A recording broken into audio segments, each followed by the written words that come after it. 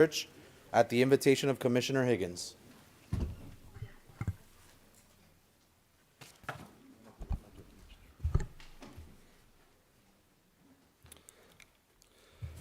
Good morning. In an effort to center our hearts in gratitude for the immeasurable blessings in our lives, let us begin with 30 seconds of silent individual prayers of thanksgiving. So take these next 30 seconds to give thanks to God for the blessings in your life. Let us pray.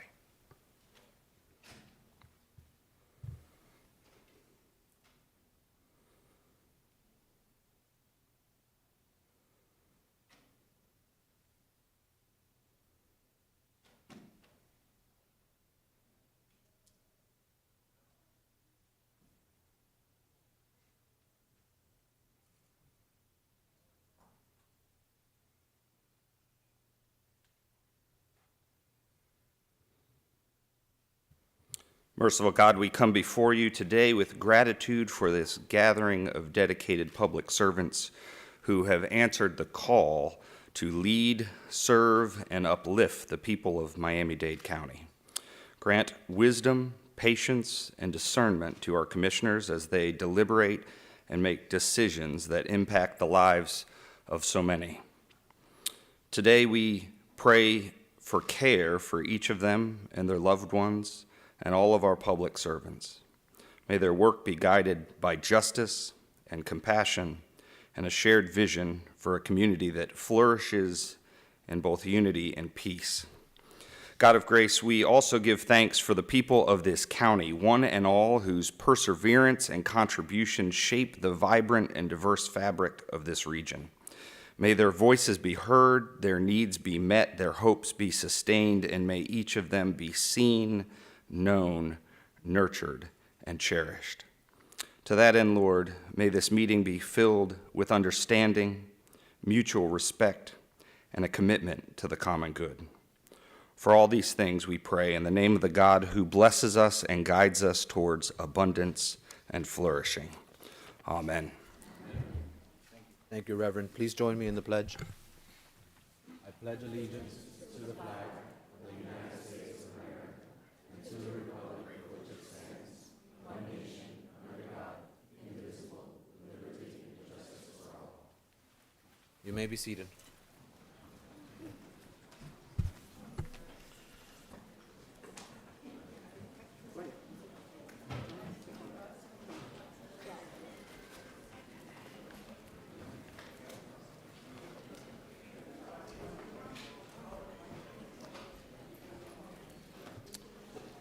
All right, Madam Attorney. Is it in order to go ahead and move into reasonable opportunity for the public to be heard at this time? Good morning, yes. Can my team get me a pen? Thank you. All right, I'm going to go ahead and open up reasonable opportunity.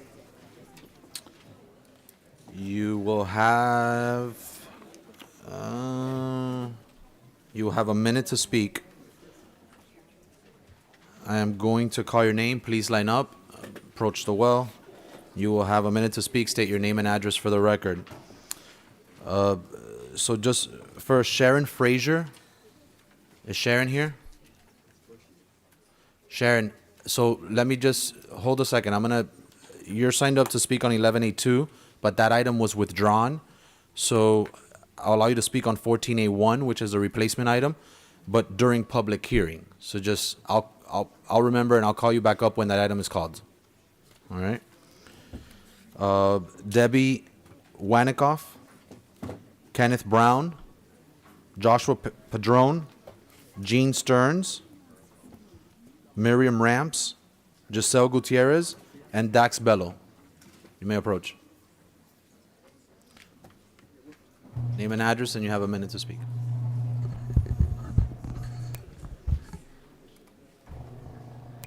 Morning, everyone. Marion Brown, 12300 Northwest 17th Avenue. When the president got elected, he said it was freedom of speech. That was one of the recommend that he brought back into. But regardless of that, in the community, in the black community, all the housing, PhD is destroying all the public housing in the black community. It's more black people in the black community that's homeless than any other culture or race or ethnic peoples that's in the whole community. I guarantee you, if I leave here and go into any other country, I would not be allowed to do what others have done here. Everyone run to the community for election. We don't see the mayor, they barely see the commissioners, they don't see anyone. But when it's time for something, everyone wants you to show up and vote. Then it comes to be a point to where you guys are supposed to listen to the public. I'm a taxpayer. You cut it down to 1 minute. What is it that you guys are afraid of? Let the people speak. The people have a lot of things that they want to share. This community has been disrupted, destroyed, and taken. I have watched my 4 parents be destroyed and beaten, and no one here have ever saw 6 generations. I've seen my 3 grandmothers with whips and marks and ropes on their back, and all the things right, that Mr. my Brown. family have suffered Brown. right here in this country. Right here in this country. Mr. Brown, sergeants, when you hear me say the person's name more than twice, they can be escorted out of the chamber at that point. Don't. You know I'm extremely nice. Don't. Do not. Do not. I'm extremely kind and nice with everybody. All right. Debbie, I'm going to let you say your full name. Debbie?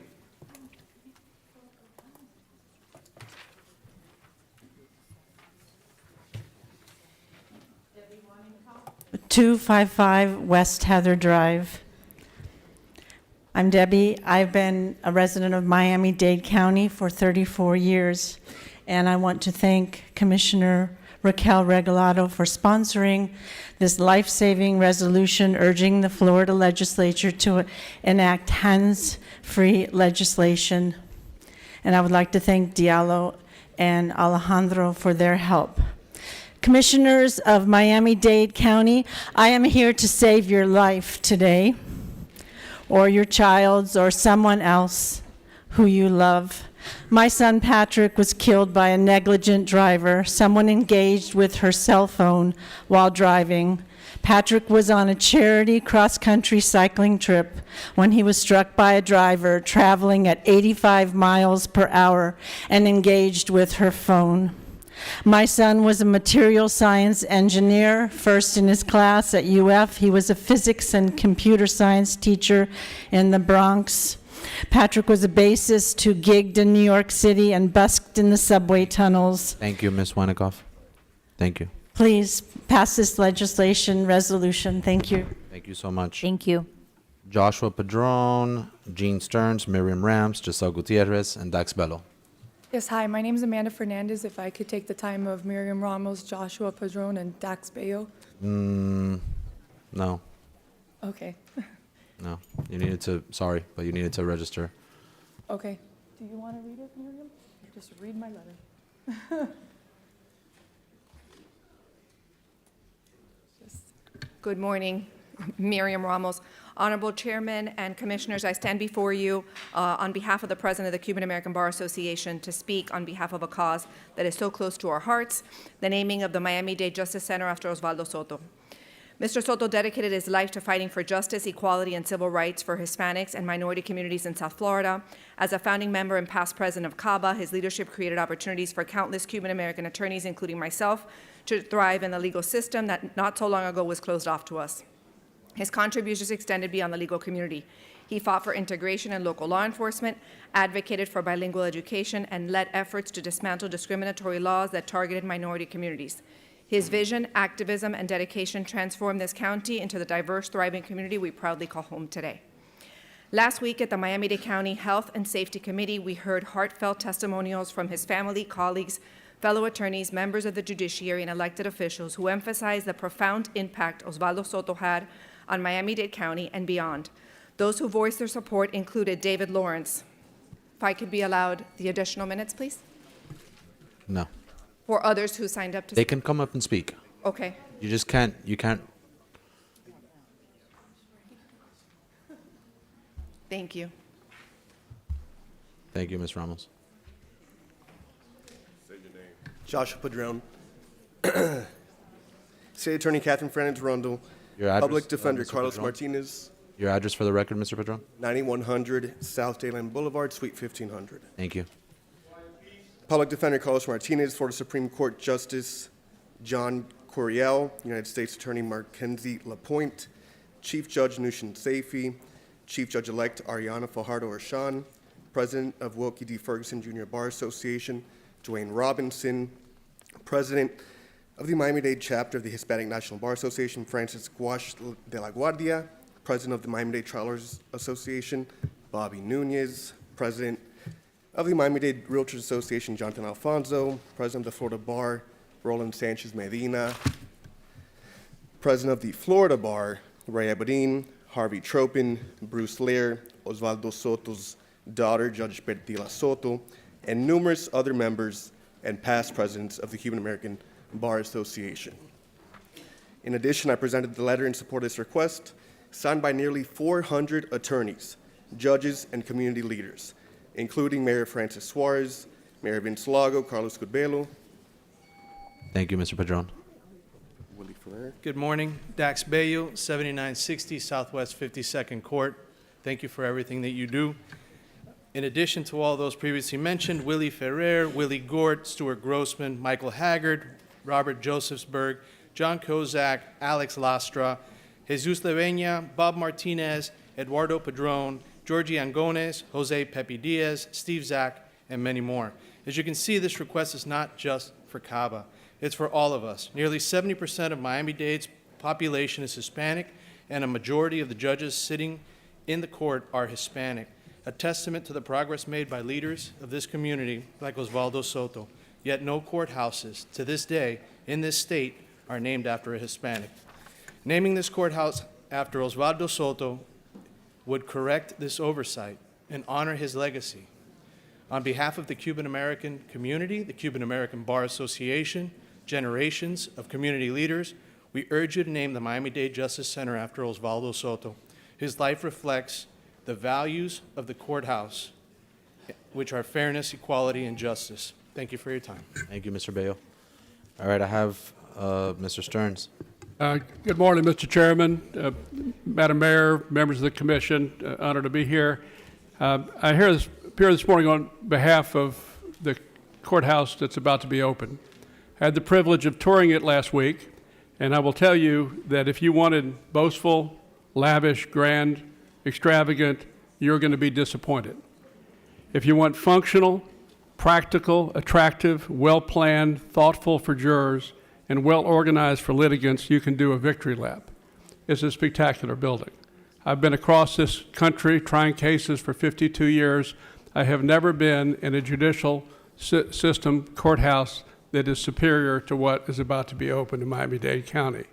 We've gone from the worst to the best by a leap of cosmic dimension, and it's because of Judge Bertie Soto.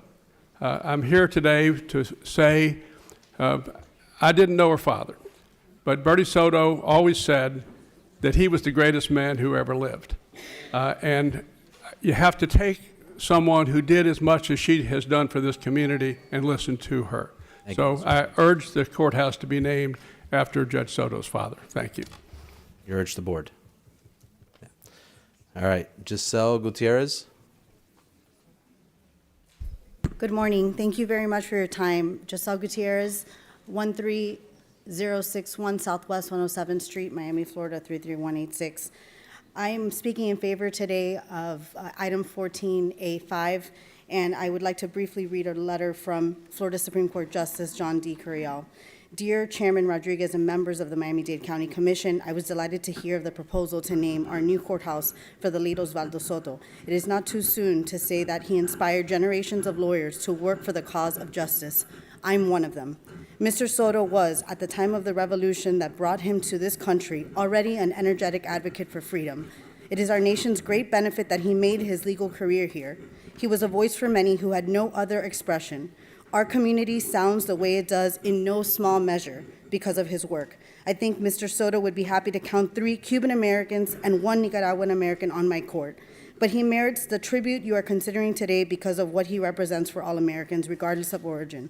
With energy, with commitment, and with faith in the cause of fairness, any one of us can help form the more perfect union promised by our Constitution. Thank you. Thank you, Ms. Gutierrez. All right, and now we have the tax collector, Dario Fernandez.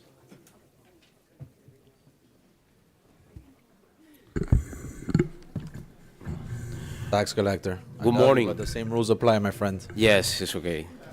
Don't be afraid. So, good morning, Chairman Rodriguez, Vice Chairman Magee, and Commissioners, and Madam Mayor. My name is Dario Fernandez, the tax collector of Miami-Dade County. Thank you for giving the opportunity to speak. I strongly support the item 14A4, which will be established penalty and fine for those scalping tax collector appointments. Right now, back actors are exploring system, charging fee for something that should be free and accessible to all. These practices are unfair, unethical, and harm our most vulnerable community. I want to thank you, Commissioner Cabrera, for bringing this important measure forward, and I urge everyone to support it. Thank you to all of you for always putting people first. God bless Miami-Dade County. God bless the United States of America. Thank you. Thank you, tax collector. And we are not frightened. Thank you. All right, that's all I have for reasonable opportunity.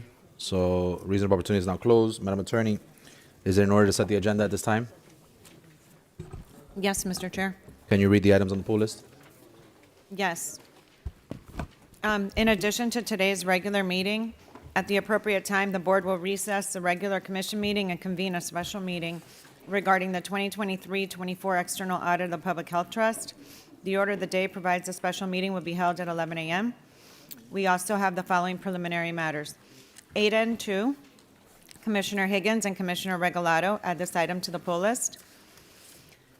8 and 3, Senator Garcia and Commissioner Regalado are adding this item to the poll list. 10A1, Commissioner Regalado adds this item to the poll list. Item 11A2 has been withdrawn. 11A3, the sponsor has requested deferral of this item to the April 1st commission meeting and has released her pull of the item. So with the setting of the agenda, this item will be deferred. 11A9, Commissioner Gilbert adds this item to the poll list. 11A10, Commissioner Bastien and Commissioner Higgins add this item to the poll list.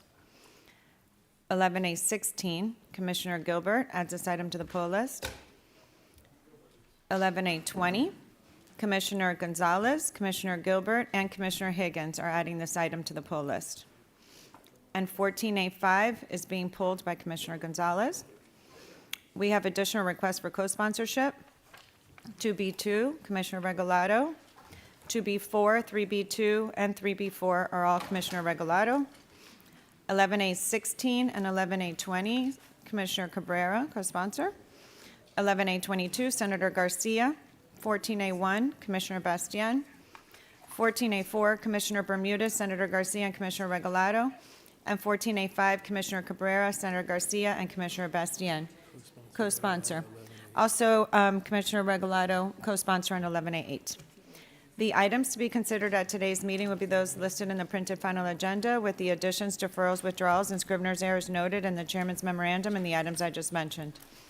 The commission will approve all these items by a single vote setting the agenda except ordinances for first reading, public hearings, item 6B1, annual joint meeting of the Public Health Trust and the County Commission, ordinances set for second reading, and the following poll list item.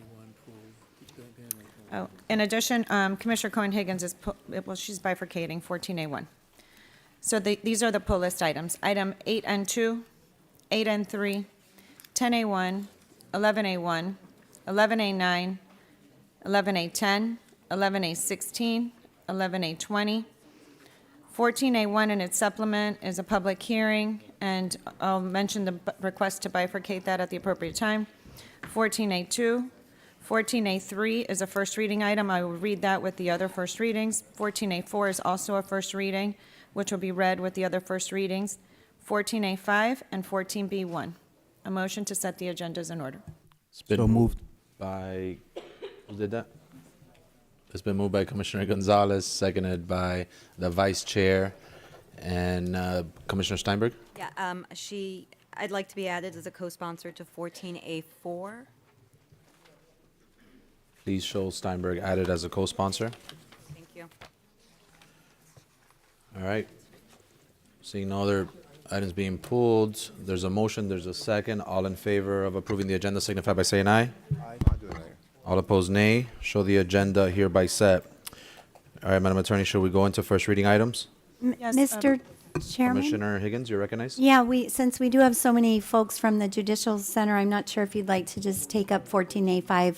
I'd be happy to move the item. We had a good hearing and discussion at the Safety Committee. Second. Okay, That item was but it's pulled by been Commissioner pulled. It's been Gonzalez. pulled, so we can take it up. Let me see something. It's at your discretion. No, I got that much. Thank you. All right, there's not many first readings. Let's go through first readings and then we'll take it up. But can we have a little more silence in the chamber? All right, Madam Attorney, let's take the first reading items. 4A is an ordinance relating to the annual independent financial audits and oversight of county boards and the offices that provide administrative support to such boards, creating Section 2-11.39.4 of the code, delegating to the chairperson of the board and the county mayor designee the authority to require annual independent financial audits of such county boards and offices, delegating to the mayor and mayor's designee the authority to place certain offices on management watch, requiring reports, providing severability, inclusion in the code, and an effective date.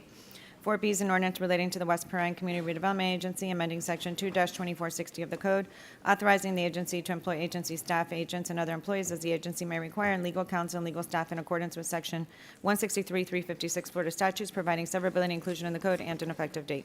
4C is an ordinance relating to the Employee Protection Ordinance, amending Division 6 of Article 4 of Chapter 2 of the Code, revising the Employee Protection Ordinance to extend protections to county employees who report violations of certain county ethics rules and regulations, providing severability, inclusion in the code, and an effective date. 4D is an ordinance granting petition of Lennar Homes LLC for establishment of a community development district generally bounded on the north by southwest 272 Street, Etmore Drive, on the east by theoretical southwest 158 Passage, on the south by southwest 276 Street, and on the west by southwest 162 Avenue, creating and establishing Etmore Community Development District, providing for name, powers, and duties, providing description boundaries, providing initial members of Board of Supervisors, accepting proffer declaration of restrictive covenants, providing severability, exclusion from the code, and an effective date. 4E is an ordinance approving and adopting fiscal year 2024-25 mid-year supplemental budget adjustments and amendments for various county departments and funds and for constitutional officers, amending ordinance numbers 24-97, 24-99, and 24-102 to make budget adjustments, ratifying and approving implementing orders and other board actions which set fees, charges, and assessments for fiscal year 2024-25 and providing for their amendment, appropriating grant, donation, settlement, and contribution funds for fiscal year 2024-25 to the county and to constitutional officers, and waiving Section 2-1796G of the County Code with respect to presenting a mid-year budget amendment not earlier than April 1st. Amending Resolution Number R45424 relating to World Cup funding. Amending Section 1-4.3 of the County Code regarding reorganization of certain county departments and functions. Providing severability, inclusion in, and exclusion from the County Code, and an effective date.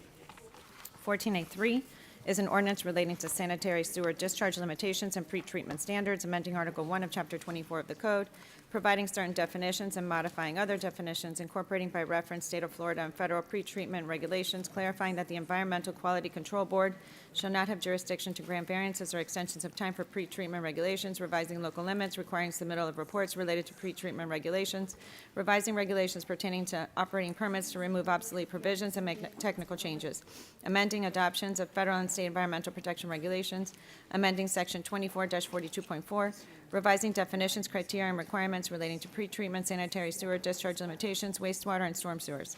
Amending Section 24-44, updating references to state regulations relating to state program contaminated site cleanup criteria. Amending Section 24-44.2, incorporating by reference pretreatment regulations, and revising provisions, including provisions related to compliance tests, sampling points, and methods. Amending Section 24-46, revising provisions relating to liquid waste transporters, making technical changes, providing severability, inclusion in the code, and an effective date. 14A4 is an ordinance relating to the unauthorized sale of public service appointments, creating Section 21-49.3 of the code, prohibiting the sale of public service appointments offered by the Miami-Dade County Office of the Tax Collector, amending Section 8CC-10, providing penalties, providing severability, inclusion in the code, and an effective date. Those are your first reading items.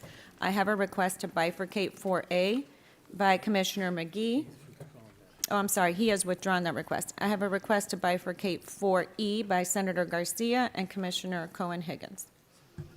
All right, any other bifurcations? All right, seeing none, do I have a motion on the remaining items? They've been moved by Commissioner Regalado, seconded by Commissioner Bastien. All in favor signify by saying aye. We need a roll call. That's what I was trying to see. Madam Clerk, please call the roll. Commissioner Bastian? Yes. Commissioner Bermudez? Yes. Commissioner Cohen-Higgins? 4. Senator Garcia?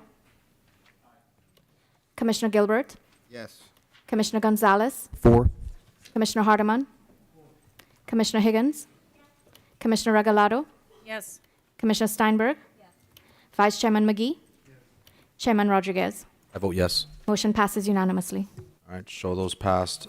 Commissioner Gilbert moves item 4E, Yes. seconded by Commissioner Gonzalez. We need a roll call. Madam Clerk, please call the roll. Commissioner Bermudez? Commissioner Cohen-Higgins? No. Senator Garcia? Commissioner Gilbert? Commissioner Gonzalez? Yes for now. Commissioner Hardeman? I'm sorry, what was that? Thank you. Commissioner Higgins? Yes for now. Commissioner Regalado? Yes for now. Commissioner Steinberg? No for now. Commissioner Bastian? Yes. Vice Chairman McGee? Yes. Chairman Rodriguez? And I'll add I'm a yes for now. Motion passes 9-3. All right, show them passed. All right, now we'll take up 14A5. Polling Commissioner from District 11, you're recognized. Thank you, Mr. Chairman. And, I will try to keep my, my comments brief. And, I want to thank you, Mr. Chairman, for allowing this because I'm proud that this item came to my committee. Because I'm a practicing attorney and I'm a practicing Hispanic attorney. I want to thank my dear colleague, Commissioner Eileen Higgins, for her leadership on this and for her bravery. I'm also thankful that so many pillars of our community, people that I respect and people that I admire, all came to voice their opinions on the courthouse. But one thing that I'd be remiss if I didn't mention is, I want to state on the record that there is no doubt about the impact that Harvey Rubin has had on Miami-Dade County. And it is necessary that we find a meaningful way to honor his legacy. And this is something that not only I have said, but, Commissioner Higgins has said many times. But today, I do want to acknowledge the distinguished career and contributions that Osvaldo Soto had. As an attorney myself, I have a deep appreciation for the dedication and commitment it takes to uphold the principles of justice. Osvaldo Soto embodied these principles throughout his distinguished 50-year legal career, leaving an indelible mark on our legal system and the lives of countless individuals in Miami-Dade County. The whereas clauses speak for themselves, Excuse guys. me, Commissioner. Excuse me. And Can we have I'm quiet very proud. in the chamber? Can we have some respect for the commissioner in the back? Go ahead, Commissioner. Thank you, Mr. Chairman. All right, seeing that you're the only polling commissioner, Commissioner Higgins, you move the item. Yes, sir. It's been moved by Commissioner Higgins, seconded by Commissioner Gilbert. And all in favor signify by, do you want to speak on the item? I just want to be brief because I want to point out one thing in addition to, and I want to thank Commissioner Higgins and certainly Commissioner Gonzalez and all of you that will support this item. And I knew Osvaldo very briefly as a young lawyer when there were very few Hispanic judges and Hispanic lawyers. But I want to add that his leadership in the community wasn't limited just to the legal world. With the Spanish American League Against Defamation, he did some fantastic work at a time where this body, not us, but this body, didn't want to have a lot of Hispanics participate in the process. So I know his daughter is here, and so are a lot of my colleagues that are fellow lawyers. And I think it's important to remember that the courthouse certainly deserved it for a working lawyer, because he was a working lawyer, which is important. But he also had a great contribution to all Hispanics and all members of the South Florida community. He always sought fairness. And those who remember those battles Many of us were too young, Bertie, sorry, but we remember a little bit about a time where there were very few Hispanic judges, and this body kept people, actually, there was a time where you couldn't speak Spanish in this chamber, and he was at the forefront of that fight, so I very proudly will be a yes on this vote. Commissioner Cohen-Higgins. Thank you, Mr. Chair. I just wanted to thank Commissioner Higgins for bringing this item. It is not easy to get 400 attorneys to agree on anything. And so I certainly make note of that. And if it is true that there is not a courthouse anywhere in the state of Florida that is named in the honor of a Hispanic, this is truly a historic moment, deserving of recognition, praise, and a moment. And so thank you to all of the incredible members of our legal community that came and spoke today. Thank you to Kathy Fernandez-Rundle for her advocacy, because I know she called myself and many others advocating very, very staunchly that this courthouse should be named in his honor. And so it is my pleasure to take this vote today. Congratulations to Commissioner Higgins for the hard work that she put into this. And this really is a historic moment. Thank you for the opportunity, Mr. Chair. Commissioner Regalado. Thank you. And thank you, JC, for mentioning the amazing work of Salad.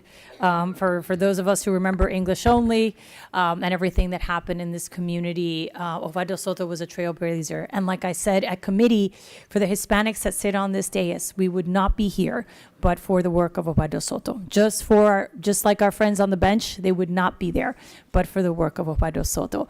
Gene Stearns mentioned something that is also heartwarming to this tribute, and that is the amazing work done by Chief Justice Bertie Soto.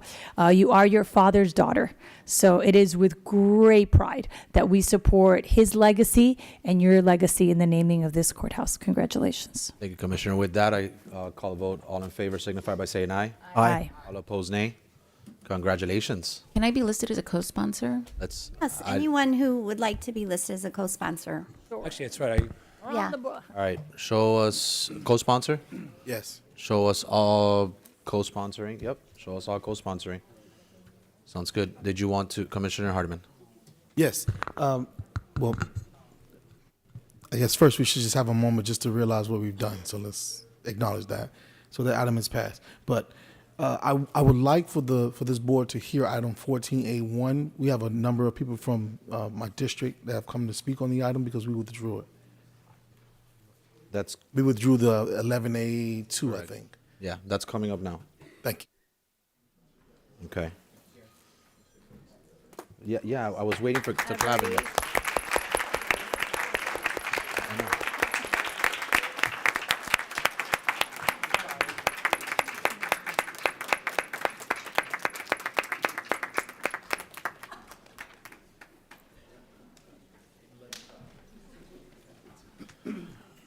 All right, Madam Attorney, can we go into public hearing items, which that will encompass 14A1?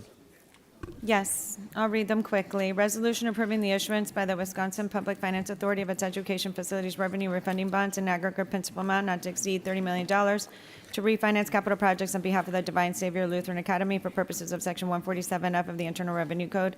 5B is a resolution code designating that portion of Southwest 152nd Avenue from Southwest 63rd Terrace to Southwest 69th Street as Avenida Colombia and its supplement. 5C is an ordinance granting petition of Lennar Homes LLC for establishment of a community development district generally bounded on the north by theoretical Southwest 346th Street, theoretical Southwest 2th Street, on the east by Southwest 177th Avenue, South Chrome Avenue, State Road number 997, on the south by theoretical Southwest 352th Street, theoretical Southwest 7th Street, and on the west by Transportation Corridor, creating and establishing Ocean Gate Community Development District, providing for name, powers, and duties, providing description and boundaries, providing initial members of Board of Supervisors, accepting proffered declaration of restrictive covenants, providing severability exclusion from the code and an effective date, and its supplement. 5D is a resolution approving the waiver of plat of Best You Buy, Inc. 5E is an ordinance approving, adopting, and ratifying fiscal year 2023-24 end-of-year supplemental budget adjustments and amendments for various county departments and funds, amending ordinance numbers 23, 76, 78, and 81 to make budget adjustments, ratifying and approving implementing orders and other board actions, which set fees, charges, and assessments for fiscal year 2023-24, appropriating grant, donation, and contribution funds for fiscal year 23-24 in accordance with Section 2-1796D of the County Code, approving certain budgetary reallocations, providing severability exclusion from the County Code and an effective date. 5F is a resolution approving after public hearing pursuant to Section 125-379 Florida statutes the terms and conditions of an amended and restated declaration of restrictions between Miami-Dade County and 0101 Miami Properties LLC to allow the parcels to be utilized for affordable housing.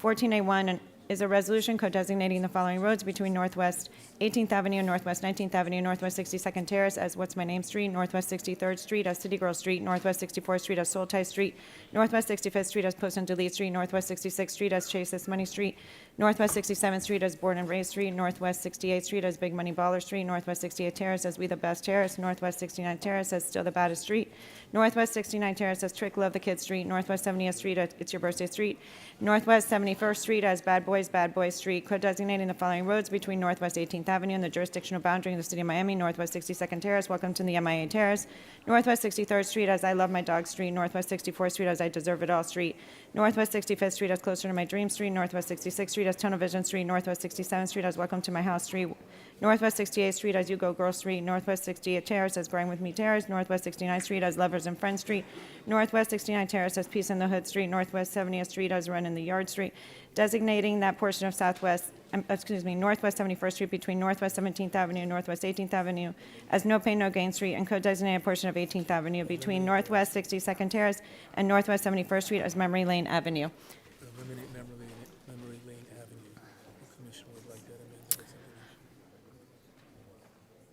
amended. Mr. Chair, those are your public hearing items. We do have some requests for bifurcation and potentially some requests for amendment at some point. Senator Garcia would like to bifurcate item 5F, and Commissioner Cohen-Higgins 14A1 and its supplement. 5F is, Garcia is 5F, right? Yes, sir, and it's for an amendment if the sponsor is okay with it. All right, we'll get to that in a second. And then 14A1. Okay. All right, we do have some speakers signed up to speak, so I'm going to go ahead and open up a public hearing. Any other bifurcations? All right, so I'm going to call your name. Please come to the well. You'll have 1 minute to speak. Stay on topic, please. State your name and address, and you may begin speaking. Taria Smith-Lewis, Kenneth Kilpatrick, Sharon Frazier, Mr. Roy Hardiman, Theophilus Williams, Broadway Hardwood, Carl Henry Isidore, Wiley Walter, and Margaret Porter. You may state your name and address, and you have a minute to speak. When I say thank you, by the way, y'all know the drill. Go ahead, ma'am. Good morning. My name is Taria Smith-Lewis. My address is 1337 Northwest 100 Terrace, Miami, Florida 33147. I am the proud mother of Mike Smith, slip and slide artist and hip-hop artist whose journey reflects the resilience of culture of Liberty City. I stand before you today in full support of Commissioner Hardiman's initiative to rename streets in honor of Miami hip-hop legacy. Why? Economic and cultural impact. Hip-hop drives the local economy. Hip-hop contributes billions to the U.S. economy, and Miami's culture plays a major role in that. Renaming streets will attract tourists, businesses, and investments to Liberty City. More visitors mean more revenue for local shops, restaurants, and event venues. Job opportunities for the community. Recognizing artists like my son, Mike Smith, inspires youth. Thank you, ma'am. Yes, sir. Go ahead. Good morning, Mr. Chair. Thank you again, commissioners, for allowing me to my illustrious commission of District 3. Thank you so much for bringing this agenda item 11A2, which has now been changed to 14A1. I appreciate you guys bringing this. I have always gotten coming from District 3, Barbara Jordan District, and coming from District 1, coming down to District 3. Since I moved to District 3, I have been heavily involved in the Model City CAC. This is, they say, make it make sense. Well, this makes sense, that we also want to be in our neighborhood, in our community, work, play, and eat. Last Sunday, I went to Cayocho. I spent money. My kid's father is Cuban, so I had to adjust to his culture as a black American woman. But I'm asking you commissioners to please support this. Make it make sense. Fair is fair. This is our community, and we need to stay engaged in our community and do things in our community. I'm tired of driving and spending my money in other communities, which I don't mind, Commissioner Garcia, because I go to Hialeah a lot, spend a lot of money in Hialeah and Miami Lakes. Thank you so much. God bless you all. Thank you, Sharon. And even right on time. All right, Kenneth Kilpatrick. Go ahead. Oh, well, go ahead. Actually, yep, go ahead. Good evening, Commissioners and Mayor. First of all, I want to say 18th Avenue is long due for what they need. When I ride through Wynwood, everybody out having fun, doing what they want to do. It's time now to put this to a halt and give us what we need to make our city look like others. On so long, we've been on a burn. We've been burned. And never, y'all receiving, but we not giving back to our community. So we want 18th Avenue to look like every other people that comes in here, development comes here, and y'all reward them to build and do others. We need the same treatment y'all give others. So I'm asking the Board of Commissioners, let's move this 18th Avenue in the right direction to let the people enjoy this community so that we can have something like others have. Thank you. Thank you. And Mr. Kilpatrick, can you say your address for the record, please? 5167 Northwest 29 Wait, who is this? Sorry, Mr. Kilpatrick. May you say your address for the record? Theophilus William, 1391 Northwest 95th Street. Awesome. Thank you so much. All right, Mr. Kilpatrick. Good morning. Ken Kilpatrick, 5167 Northwest 29 Avenue.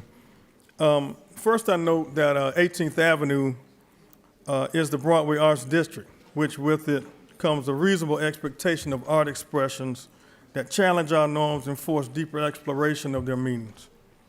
Street renamings proposed in this resolution accomplish the intended controversial impact and thought provocation that could draw the admiration of the arts community around the country and hopefully around the world. It should also be noted that the community is eager to see the comprehensive renaissance of the Broadway Arts District, and we expect that this will happen in accordance with the 18th Avenue redevelopment plan that was created in 2022. Final note is that I don't think it's the burden of the community to defend or oppose merits of certain street names. That burden is yours, and with that burden, we expect that the Broadway Arts District will be controversial enough to attract tourists and the arts community abroad, and smart enough to allow for expressions that expose the African American experience while clearing a path for community pride, integrity, and renaissance. Thank you, sir. Mr. Hardeman. Good morning. Former Representative Roy Hardeman, Chairman of the Model City Advisory Board, Chairman of the Liberty City Democratic Club, and we're here to support this item because we have already started the economic boom in our neighborhood. This would bring a lot more focus on our area when we look at the fact that the every neighborhood from Wynwood to Cayocho to Miami Gardens, they have a catch theme. Our catch theme is going to be named after the different songs that our people created, and I think that's fair.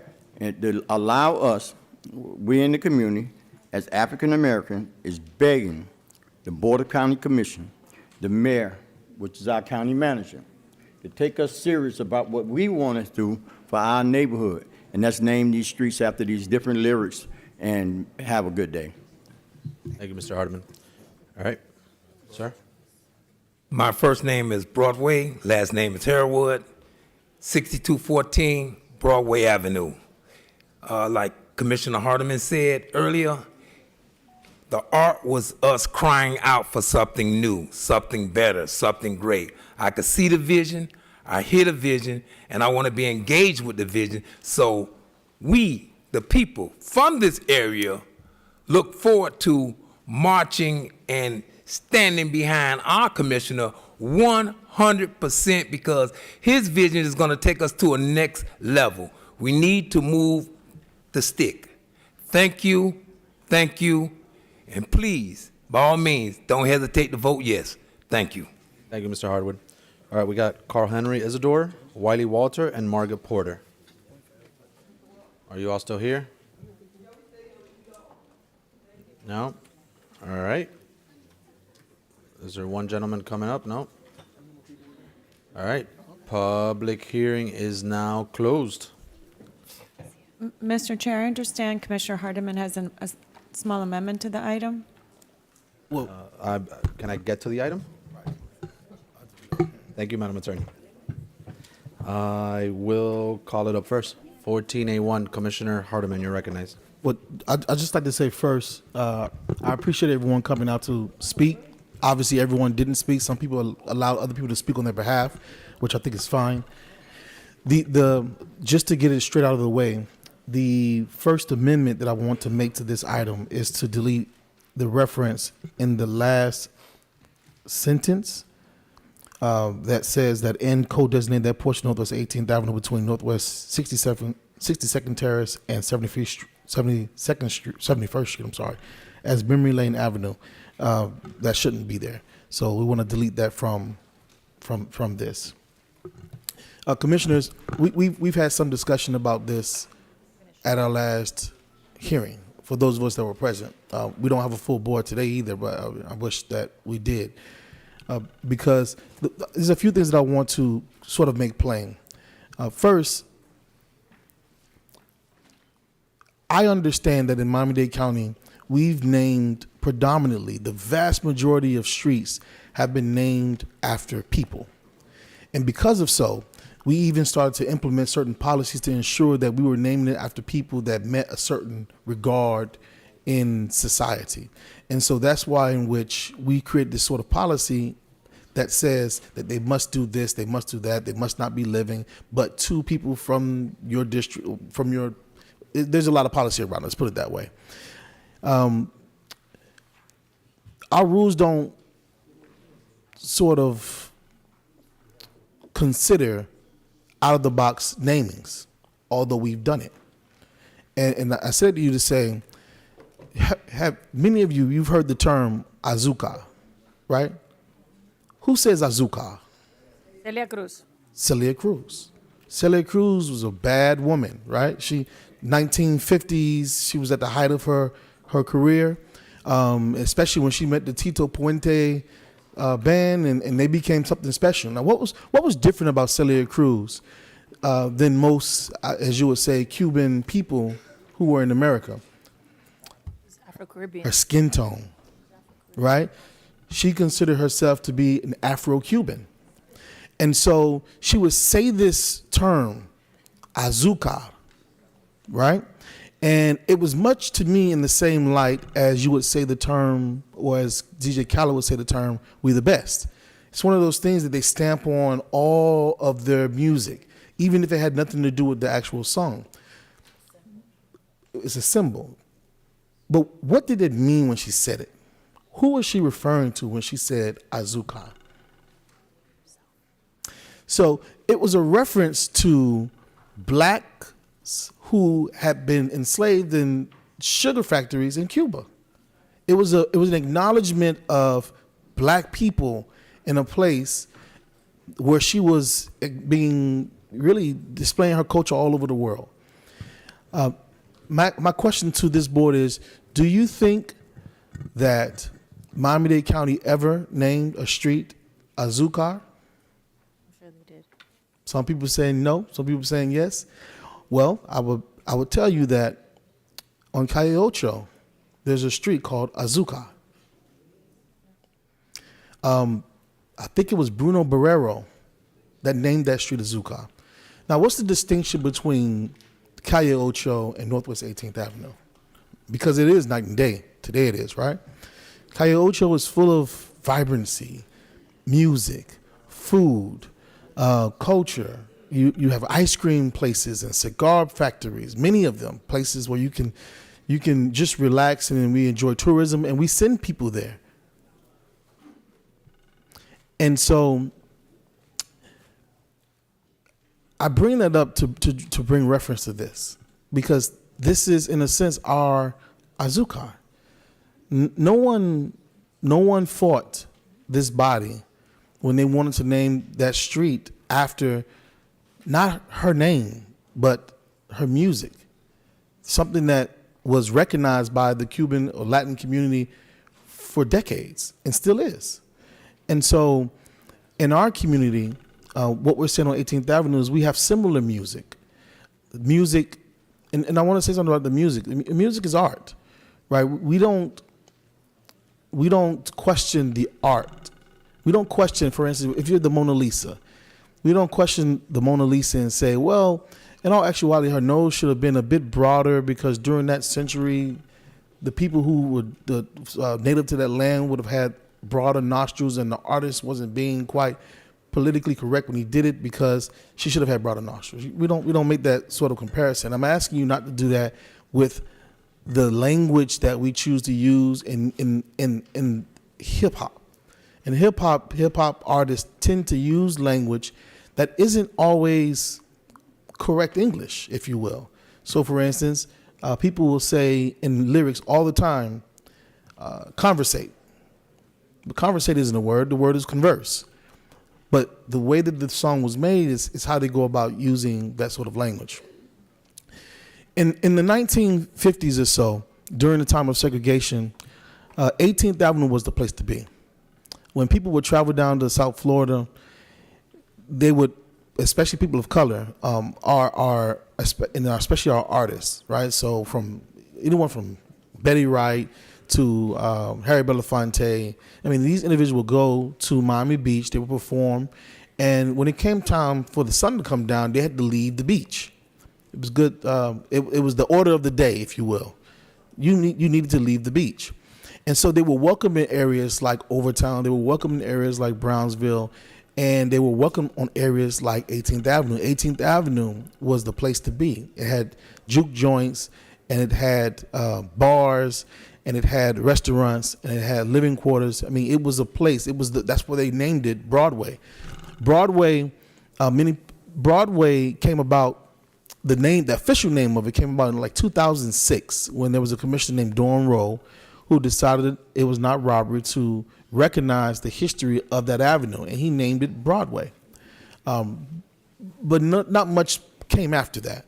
There was no economic development. There was no great investment into the area. There was no push really to make Broadway a special place in our community. And so since I've been elected, that's been my mission. My mission now has been, and we're on the point now where we're moving on to the next phase of what it takes in order to bring Broadway to the 21st century and allow it to compete with other areas such as Wynwood and Overtown and things of that nature. And so what does it look like? I know people are looking at this. Well, first of all, I'd like to say that I think the street naming of it has already proven itself to be true. That if you name all of these areas, if you name these streets in this community in such a way, it would invite a lot of attention, and attention we have gotten, right? We've gotten national news reporting on Miami-Dade County readying itself to name an avenue after music that is dear to the Miami people. And I'll say this about the music. Some people were wrapped around the axle about certain songs. Certain songs were said on the record that are not a part of this item and were never a part of this item. And then since the last item, some songs were taken out and put in. I'm not married to any of the songs on this list. I'm married to the purpose of what we're doing. The purpose which is to cause economic development. So for instance, if there is a song that or lyric or reference that some people don't like, I invite you to work with me right now to say, is there a way that we can change this one for that one? Maybe that one I would appreciate a little bit more and things like that. That's what this is about. It's about working together to help lift a neighborhood that needs this work. I am not beyond taking recommendations because I am not I'm saying hip hop, but it's not all hip hop that's on this list. I'm not a hip hop head, right? No Pain, No Gain by Betty Wright is not a hip hop song. Welcome to MIA is not a hip hop song. So there's songs in there that are mixed in. Lovers and Friends is not a hip hop song. But if you play this music to the people who are from this area, they are going to light up like it's the 4th of July. And so the essence of this is to encourage economic development in our community. The essence of this is to bring a light, to let people know that this exists in all of Miami-Dade County, and you should come and see it. And I think that where we are in this phase one, and this board has been a part of phase one, all of you, because you helped put and approve money to go to 18th Avenue. Right now, if you go to 18th Avenue, there's been a lot of construction happening. We have new bump outs for parking. We've reoriented the parking. We have plants that are planted in the right of way. We have new trees that are there. We have new lights that are installed. We have traffic circles that are there with beautiful trees inside that will grow and mature. The lighting hasn't even turned on 18th Avenue. We're literally waiting to bring it to life. So this physical improvement, along with the street naming together, is a way of saying we support what's happening in this space, to show people that we care about what this space looks like and how we introduce new people into the area. The second phase of 18th Avenue has to be the encouragement of investing into the structures that are in that area. So for instance, if you drive on 18th Avenue right now, there are many structures that are without proper, there are gaping holes in businesses and residences' roofs on 18th Avenue. We got to change that, right? It needs support. If you go to 18th Avenue right now, and I'll say this about the music, a lot of the buildings are already painted in that area after hip hop artists, full of hip hop artists. The same way on Calle Ocho. It's interesting. On Calle Ocho, there's a place where they play dominoes. And you've seen mayors visit this area from Miami-Dade County and the city of Miami and interact with those individuals who are playing dominoes there. It's part of their sort of thing. It's a cultural and tourist attraction at that space. Well, they do the same thing on 18th Avenue at Broadway Park. But I would dare to tell you that we've never had a mayor visit there to witness what's happening. So there are a lot of cultural similarities that happen between 18th Avenue and also Calle Ocho. But what we don't see is, and what we haven't seen and what we want to encourage, is the total embracing of that space by this dais. And I think that if we are able to do that and include the music, include these artists, and what I intend to do is much like what Commissioner Gilbert has done in Miami Gardens, where you have one of the artists that we're putting in his music on this avenue is called Flo Rida. And Flo Rida is an international known artist, and he's broken many records beyond what you all can even fathom. But he's a hip hop artist, so people don't talk about it. But he just invested, I think, at least $10 million in buying real estate, which is a commercial structure full of business storefronts in Miami Gardens. And so now it's like the first wholly owned, black-owned commercial development in Miami Gardens, which is spectacular. What does it mean for Flo Rida to come to this space and say, you know what, maybe I'll buy a parcel there. Maybe I'll put a mixed use development there. Maybe I'll have a place where, because they also have a Studio 183, which is another place that's of cultural significance to Miami Gardens. They took a place which I remember when it was a restaurant. It was called the Love. What was it called? The Love Boat or something like? It was something like that. I think it was the Love Boat, because I used to get food there. Like a Chinese restaurant. The Chinese restaurant. It had great food. But I think they might have I'm sorry, I'm getting there. It was the Love Boat, but it's now a place that's affectionate to the area, and they go there for music and dining, and they employ a lot of people. I want that for 18th Avenue, and so you all will be helping me accomplish this by doing so. And I think that it is a novel idea, that it is out of the ordinary when it comes to street namings, but it is the right thing to do for this narrow entertainment corridor. And I'll say that and codes designations are not final. This is not something that if 5 years from now, even if we want to change a name in the next commission meeting, we have the authority to do that, because there are street code designations. They're not cemented. They're not ironed in stone, and they're not things that are what would be offensive necessarily to the individual where the name is being removed. And so because of those things, I hope that I have your support. I wish to have your support, and I think the community wants to support.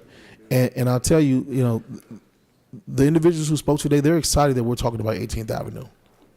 They didn't expect it to be such a long conversation about street namings, but I'm glad we had it, because the fact that we had it, it really exposed that there is a great need on 18th Avenue, and I think if we continue to pour into it, we can have a positive effect in Miami-Dade County and begin to do on 18th Avenue what we've done in places like Overtown, which literally has introduced nightlife and fine restaurants into a space that people would never come to. And so I want to do that to 18th Avenue, and they want it as well. Thank you, Mr. Chairman. Thank you, Commissioner. Commissioner from District 5, you're recognized. Yeah, thank you, Commissioner Hardeman. This is kind of a very interesting and innovative idea. I saw the discussion, the lively discussion at committee, and I do appreciate the revised item. I am the only one that worries me as a woman is Grind With Me Terrace. I don't want to walk down any street where somebody can say that to me without my permission, and I don't want girls and women. So if you can find a different song, you said you're not married to, and I did read the lyrics, so in this case, grind doesn't mean work. It means what we think it means. Well, no, So if you would agree that this is off and you would find a different street name for that particular one, I would be willing to support this, but I can't really vote for that particular street. I will amend it. I will say that when you listen to the song is Grind With Me. Grind in our community does mean work hard, things like that. One of the artists on the song said grind on me. Yeah. And he wrote lyrics to that point. So that's what that is. But I don't mind making that amendment. For me, it's just a problem. Thank you. All right, so show that amended out. And I'll trust you to pick something else. Thank you. You don't have to present it to me. Thanks. I'm working on it right now. Okay, he's working on it now. All right, Senator Garcia. No? All right, District 11. I do have one question. Commissioner Hardeman, on the Church Street, what that, there's a church there on I don't know what street it is, but there's a church. Do you have the naming of that street? Well, let me find out exactly what street it's 60 what? 66. She said 66 and 18, that's her church. That's right. All right. Miss Frazier owns a church. I think I'll look through it. I'll look through it. Thanks. Tunnel Vision Street, I'm being told. So you only see Jesus, yeah. All right, Commissioner from District 11, followed by Bastien. Thank you, Mr. Chair. And to the sponsoring commissioner, to Commissioner Hardeman, I can't tell you that I support all of each and every one of the names, right? I can't tell you that I know all of them. I know some of them. What I can tell you is that I applaud the concept. And I think that whether this passes or not, in years to come, people are going to look at this as visionary. And I already know that, Miami Herald's probably going to hit me for this, but I'm going to be completely honest with you. In the 13th century, something very similar was done in Florence by the Medici. It was a time where there was a lot of turmoil, and the plague was out, the church was losing control, and you had this one family that concentrated on positivity and art. Controversial artists like Michelangelo, right? The Medici actually adopted this 19-year-old kid and had him explore his mind through art and impact people and actually bring people into the church. I think oftentimes we forget that while art is being made, it's highly criticized, right? You look at somebody like Edgar Allan Poe, and he died poor in a bar, yet he changed culture. You look at somebody like William Shakespeare, and now we look at him and we say, wow, what a genius. At the time, they would say that he was writing plays for fools. So I think art is definitely a way that you can increase positivity. I think art is a way that you can express yourself out of negative connotations and out of a negative environment and make it positive. And I see what you're doing here, man. I applaud it, and I'm going to support it. Thank you. All right, Commissioner from District 2, you're recognized. Thank you, Mr. Chair. As we like to say, Miami is the capital of the Americas. And more in the months ahead, people will descend here from all over the world. Why do they come to Miami?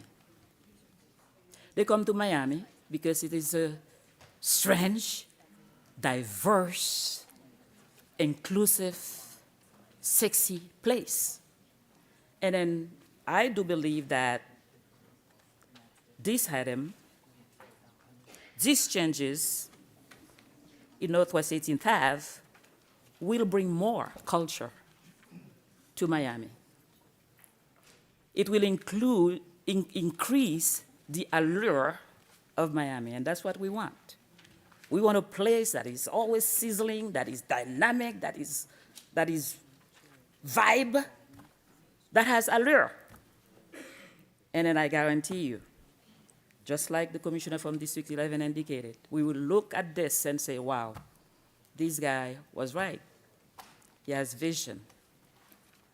A vision for Miami that people from all around the world will want to pay money, buy a ticket to come and visit.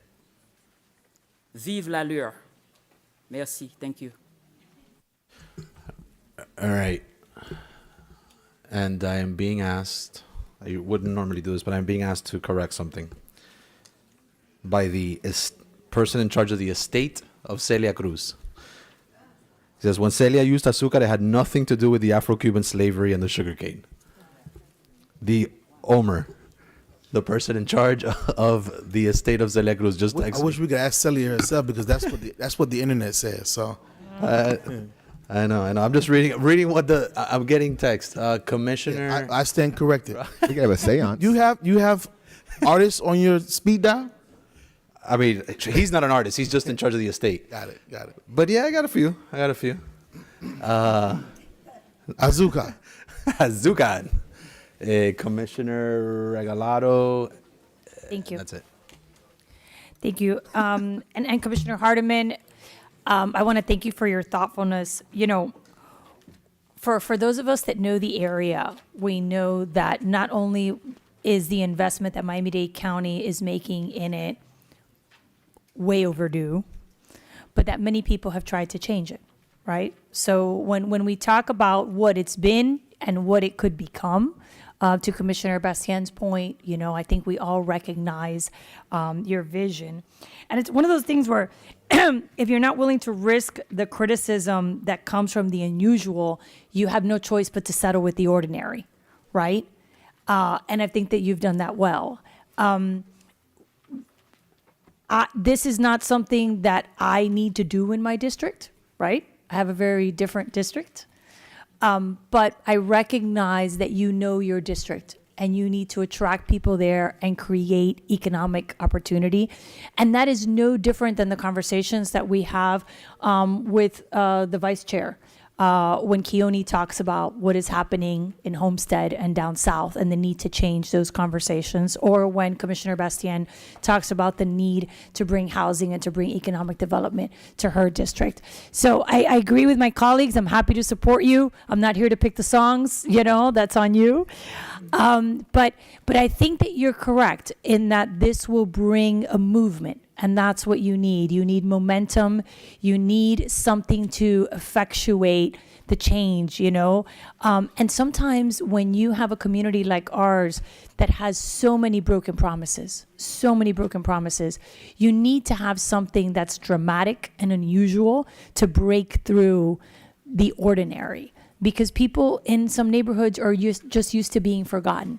And if we're going to change that dynamic, we have to do something that is extraordinary. So happy to support you in this endeavor. All right. Thank you, Commissioner. No one else? Senator Garcia, and Gilbert, and then the Vice Chair. Thank you, Mr. Chairman. And Commissioner Hardiman, I voted against this last time. First of all, I hated that it came to us the way that it did, such a late hour, and I understand why you did it because of the timing for the completion of the streets. And second of all, I just didn't know that there was public input as it related to some of these street namings. And I appreciate seeing the public that came out here to testify in reference to what their vision for their community is. And while we are representative democracy and we elect our members to represent us, I think it's always also important to make sure that we hear from the public and hear from the individuals and people who I respect. So I thank you so much for standing up and speaking on some of the streets. I too had an issue with the grind on me street that Commissioner Higgins had a little bit. I mean, Higgins, so I appreciate you looking into that, and I understand the connotation and where it comes from and so forth.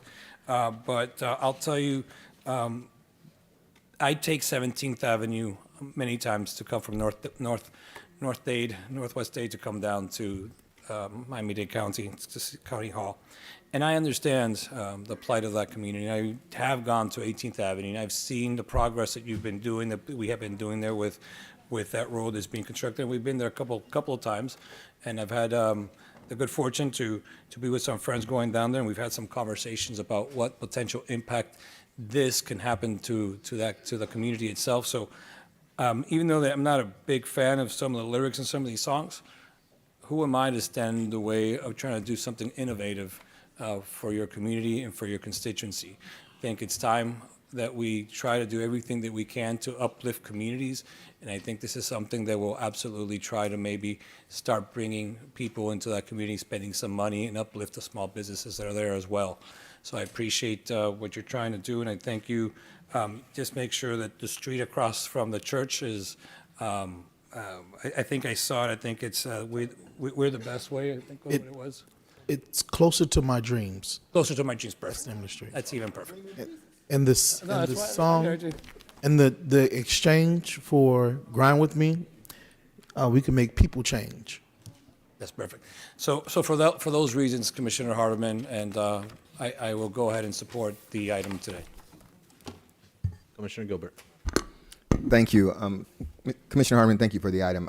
I too wasn't here at the last meeting. I actually watched this discussion as I was, it was interesting because I spent time on 18th. So in a former life, I was the legislative aide to Dorothy Bendross Mendinga Broadway. I see you out there. So I'd never seen that much interest in 18th Avenue. I'd never seen it. I applaud what you are doing. And I know and listen to a lot of these songs too. I would note about the songs on this list and this concept that what I thought about was Miami-Dade County generally. Because my music, if you actually pulled up my title, I listen to Tidal, I have a lot of hip hop, but I also have some country. I also have some gospel. I have R&B. I have classical. It's my, you would think, you know, I have an eclectic music taste, but that's kind of our community. That's kind of our community. We're not one thing, and what makes us special is we're not one thing. This is just a part of us. This is just a part of us, and I see this as an appropriate expression. The other thing I would note to my colleagues, I've said this before, I'll say it again. If something has a uniquely district effect, it doesn't affect the broader county, it doesn't have a county-wide implication, I think it's appropriate to be deferential to the district commissioner who is elected by the people in the district. I don't know whether we do this in District 1, but I do know that you're really, to quote one of your songs, you own the streets, and you were born on those streets. You stay working in those streets, and I trust you to make the decision about those streets. And you said something at the last commission meeting I thought was completely appropriate, and it made me understand that you understand the scope of our authority as a board. You said, you know what, this is going to work, but if it doesn't work, we'll change it. It's a co-designation. We'll change it. I think it's appropriate for us to pass this, and I'm supporting this item. Thank you, Commissioner. Vice Chairman. Thank you, Mr. Chairman, and to Commissioner Hardeman, thank you so much. I said it before and I'll say it again. This is going to be one of those most consequential pieces of legislation I can be able to brag to my children about years to come, that I've actually sat in my chair and watch you defend it, watch you push it through, but more than anything, watch you represent your community the way they elected you to do so. Secondly, I just want to go back to something that Commissioner Raquel said that was very interesting. I know Colin Powell came up with the term, along with George Bush, shock and awe. But the term of art that you came up with today speaks volumes. The term that you came up with today was dramatic and unusual. I do believe I'm going to adopt that as part of my vocabulary when I see something that needs to be dramatic and unusual. What we're seeing today, based on the conversations and the feedback, is something dramatic and unusual. It's dramatic because the world hasn't seen such input from a community to bring about a shock/dramatic hit that'll force you to pause in your position, whether you're for or against. Secondly, this is unusual. Normally, when we speak of Miami-Dade County and we speak of the city of Miami, we're speaking of Wynwood, Design District, Coconut Grove, Coral Gables. We're speaking of all those places where individuals would board a bus, normally the double-deckers, and they would travel throughout Miami-Dade County with their camera phones and take photos for themselves. You have done something here, again, that will be told for years to come. Economic empowerment, economic influence. Now that tourists are going to know that on 18th Avenue, they can go and find these streets and take photos in order to show people that they actually step foot in Miami-Dade County is second to none, in my humble opinion, the best I've ever seen. So congratulations. I look forward to supporting this, and just let's celebrate this. This is huge. Thank you, Vice Chair. All right, seeing no other speakers, you've already clarified. We have 5 minutes left to our time certain joint meeting with the Public Health Trust. Can I say just one last thing? Not very long. Bermuda, yes. Thank you. One of the first black president of the United States was Barack Obama. The question I have for you is, do we have a street in Miami-Dade County named after Barack Obama? I heard some people say, mm-mm. And that gentleman says, yes. Most of us don't know where it is. Most of us didn't know it existed. And so I said that to you to say, we can do these one-off things that mean something, but many people won't. It's not enough buzz about it to really attract people there. I think this in and of itself has created enough buzz to really attract people to this space. And I would appreciate you all's support. And I would move to approve this item. Thank you, Commissioner. It's been moved. It's been seconded. Commissioner, I do commend you for your innovative sense. Unfortunately, I have to stick to my original vote and be a no on this, but I won't argue on it. I do know that your heart's in the right place and you're doing the right thing for your district. But I just have to stay with my original vote for personal reasons. With that, all in favor, do I need a roll call? All in favor signify by saying aye. Aye. All opposed, nay. No. And you'll Right. work on 68th Street? No, he already did it, right? He already replaced it. Yes. All right, show the item passed. Congratulations, Commissioner. And Commissioner, the Vice Chairman is a co-sponsor of 14A1.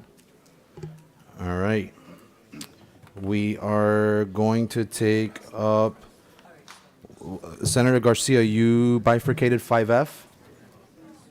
That's for the amendment, right? Yes, that's just quick. It's for a motion, Mr. Chairman. Is it an amendment or? I just found that item so I can, that had a relationship with it, so it'll be a motion to make sure that any items that come before us, again, having to do with AMI, it has the actual income chart. Quiet in the chamber as you exit, please. Go ahead, Senator Garcia, you're recognized for your motion. If we can have the county attorney's office read the motion. Senator Garcia moves to set as board policy a requirement that all legislation brought before this board related to affordable or workforce housing that references area median income, AMI, to include the income limits chart that is published by the Florida Housing Finance Corp. Or the United States Housing and Urban Development for Miami-Dade County, or similar information relevant to the item in dollar amounts. Commissioner Hardiman, do you accept that motion?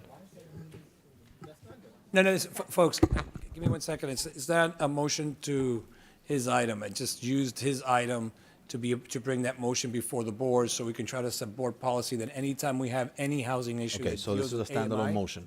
It's a All right. separate motion. Listen, it Okay, could be so- 4-day rule, everything, it could be do anything, so. Okay, it's been moved by Senator Garcia. It's been seconded by Commissioner Gilbert. Any discussion on the motion? Seeing none, Commissioner Hardeman, you have uneasiness or? It's not an amendment to my. No, it's not. No. I thought it was too, but I moved my item. okay, hold on. Let me just go through the motion vote, and then we're gonna. No, we haven't taken the vote though. All in favor signify by saying aye. All opposed, nay. All right. Do you release the hold though? Yes, sir. Okay, so do I have a motion for the remainder of all the public hearing items? It's been moved by Commissioner Cohen-Higgins, seconded by Commissioner Bastien. Any discussion? Madam Clerk, please call the roll. Commissioner Cohen-Higgins, 4. Senator Garcia, Commissioner Gilbert, Commissioner Gonzalez, 4. Commissioner Hardeman, Commissioner Higgins, Commissioner Regalado, Commissioner Steinberg, Commissioner Bastian, Yes. Commissioner Bermudez, Yes. Vice Chairman McGee, Chairman Rodriguez. I vote yes. Motion passes unanimously. All right, show all those items approved. All right, Madam Attorney, can we go ahead and recess this BCC meeting and go into our special meeting? Yes. All right, we are now, do we need a motion for that? No, we No. can just recess. All right, we are now in the special meeting. Madam Attorney, please guide us. Mr. Chair, this meeting was called to consider matters relating to the results of the Public Health Trust Annual Audit for 2023-2024. At this meeting, the board may take action to approve any ordinances, resos, reports, or discussion items that may be placed on this special meeting agenda. You have one item before you. It is special item number 1, Public Health Trust Annual External Audit Presentation and Special Item. All right, with that, Mr. Migoya, you are recognized. How much time are you going to need? Mr. Yep, go ahead. Do we have any cards for reasonable opportunity? I have nothing in front of me. Thank you. Unless the team has not. Mr. Migoya, how much time are you going to need? For the audit, it will be very brief unless anyone has any questions. I like brief. Presentation, max 10 minutes. All right, go ahead, you're recognized. Thank you, Mr. Chair, Mr. Vice Chair, Madam Mayor, Commissioners. We're here today with our Chief Financial Officer, Mark Knight, to present to you the audit for the Public Health Trust that was completed at September 30th of 24. It's an unqualified opinion with no exceptions, so I'll pass it on to Mark to give you a brief presentation. Good morning. Each of you were provided with an electronic copy of the fiscal year 24 external audit completed by KPMG. This is our 12th consecutive year. Name and address, please. Name and title. Mark Knight, Chief Financial Officer, Jackson Health System. Each of you were provided with an electronic copy last month of the external audit completed by KPMG with no deficiencies or weaknesses noted. This is the 12th consecutive year of profitability or excess revenues for the system, and we are pleased to present that for your acceptance. All right, with that, colleagues, is there a motion to approve the audit? It's been moved by Commissioner Bastien, seconded by Commissioner Regalado. Any discussion on the budget? On the audit? Seeing none, all in favor signify by saying aye. All opposed, nay. All right, Madam Attorney, is there any further business, or is it in order to adjourn the special meeting and reconvene our BCC meeting? It's appropriate to adjourn and reconvene. All right, show us adjourned. All right, let's go ahead and take item 6B1. Yes, 6B1 is the annual joint meeting of the Public Health Trust and the board. Mr. Migoya, you are once again recognized. At this time, I'd like to ask our Chair of the Public Health Trust, Amadeo Lopez Castro, to start off the presentation. Mr. Chairman, you're recognized. Good morning. My name is Amadeo Lopez Castro. I am the Chairman of the Public Health Trust. Behind me are members over your Public Health Trust, who I'm just here to be the voice of this morning. It is my privilege to serve on this board and to address this chamber today. Good morning, Mr. Chairman Rodriguez, Vice Chairman McGee, Mayor LaCava, and other commissioners here present today. It is my honor, with my colleagues behind me today, to present our annual report of the progress of the Jackson Health System. The annual meeting is one of the most important commitments each year. It is an opportunity for Jackson's leader, to my right, Mr. Migoya, to showcase all that has been accomplished in the health system over the last year and to share the goals and vision for the year ahead, ensuring that we continue to grow and succeed together. Though I have been the PhD board member for several years now, this is my first year presiding over this meeting as the board chairman. I am so proud of the life-saving and life-changing work being done at Jackson each and every day from one end of Miami-Dade County to the other. While Jackson continues to expand, evolve, and innovate, one thing remains unchanged: the mission of providing one standard of quality care to every Miami-Dade County resident, regardless of the ability to pay. Our neighbors across Miami-Dade County are fortunate to have one of the nation's best doctors, nurses, and other medical professionals in their backyard at Jackson. And I can assure you that this Public Health Trust Board, along with the Jackson leadership, never loses sight of what is in the best interests of Jackson's taxpayer owners. I must give credit to Mr. Migoya for being the driver of this sustainable, impactful change at Jackson since he took over in 2011. He is a visionary who is never satisfied with the successes of today. Instead, he is always looking forward to what more can be done to ensure a successful tomorrow. But Carlos would be the first to say that it is not him alone. He is surrounded by the most exceptional senior leadership team in healthcare. We have David Zambrana, Mark Knight, Michelle Klingman, Dr. I'm going to kill this, Gayamagami. We only call him Dr. G, so I apologize, Dr. G. And Carol Biggs, to name just a few.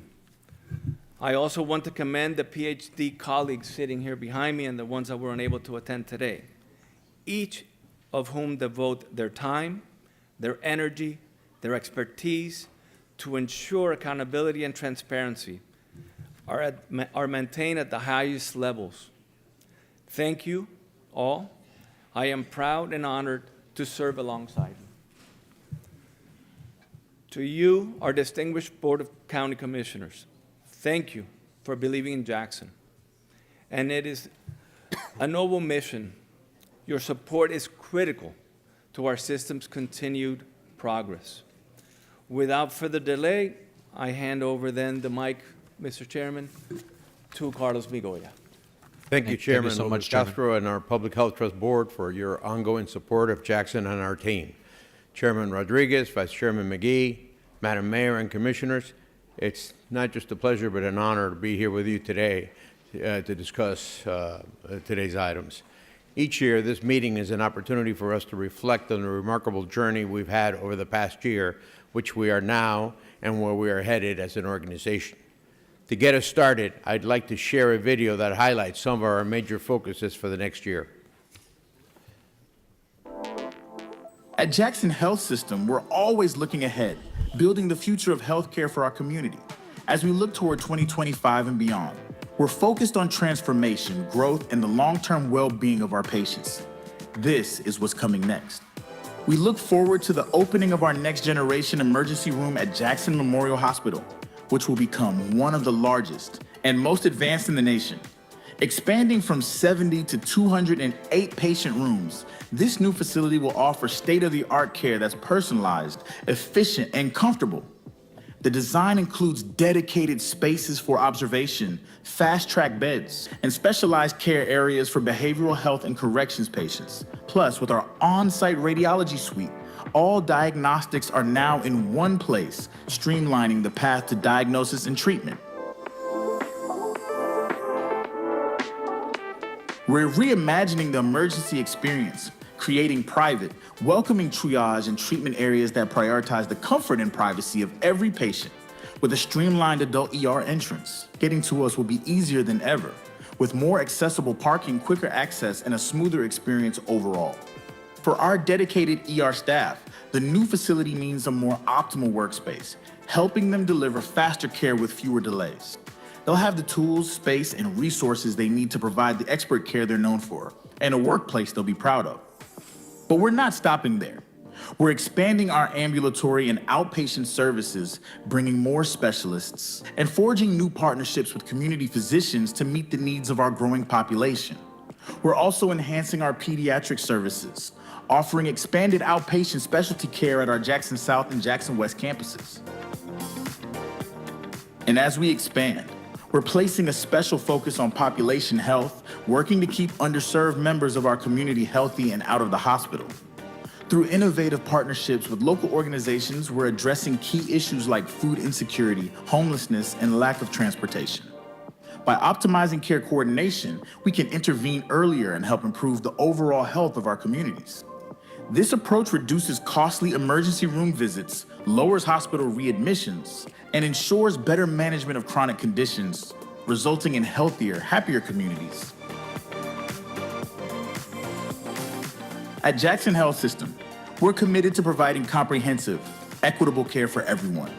This work is perfectly aligned with our mission to ensure all members of our community have access to the resources and support they need to live healthier lives.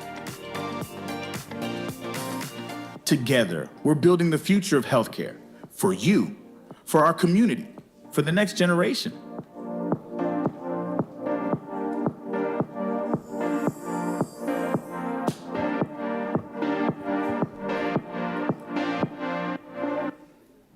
All of these projects demonstrate that Jackson is not only committed to providing the highest quality of health care today, but we're also zeroed on the health and well-being of the generations of tomorrow.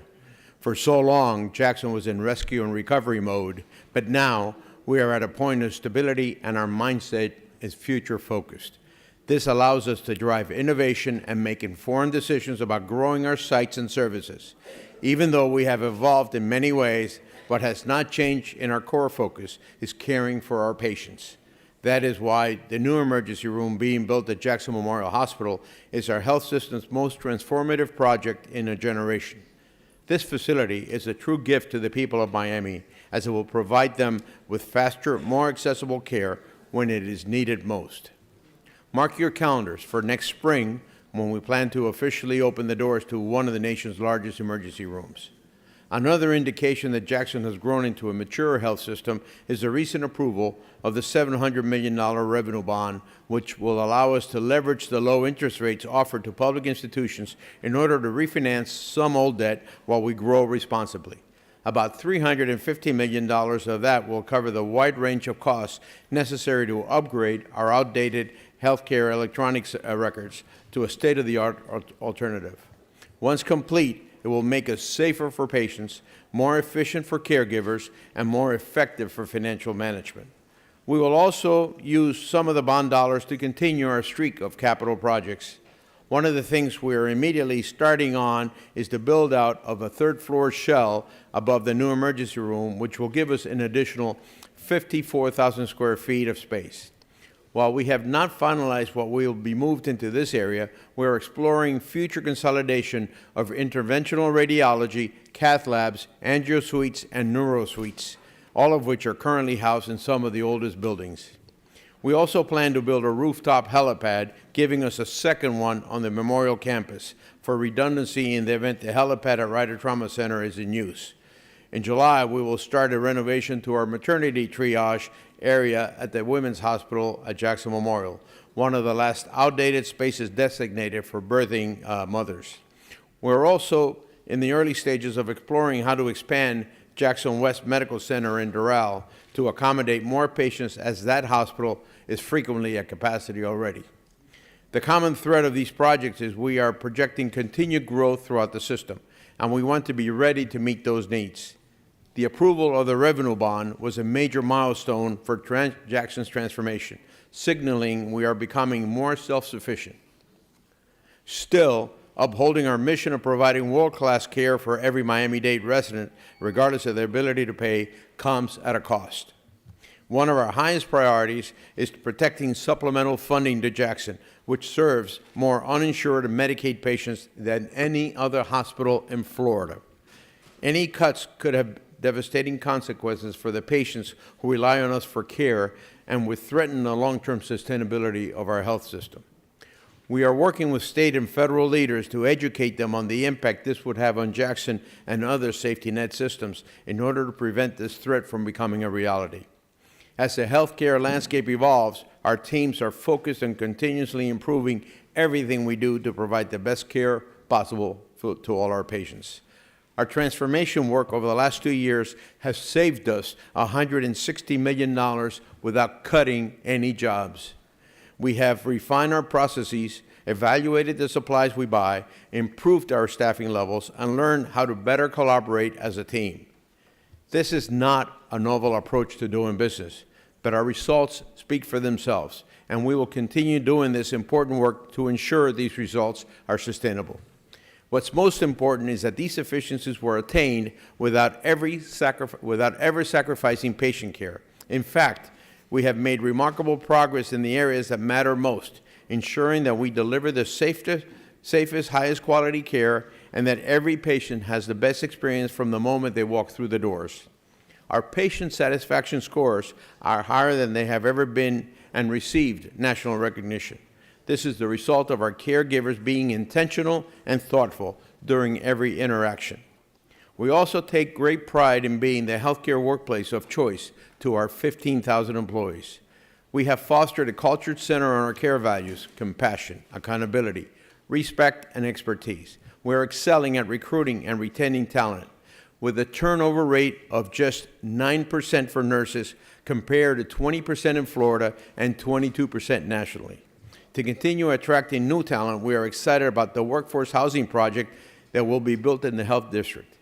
Thank you for the sponsoring of this item by Commissioner Hardeman, and to all of you for supporting this effort, which will truly be a game changer for Jackson, UHealth, and the VA.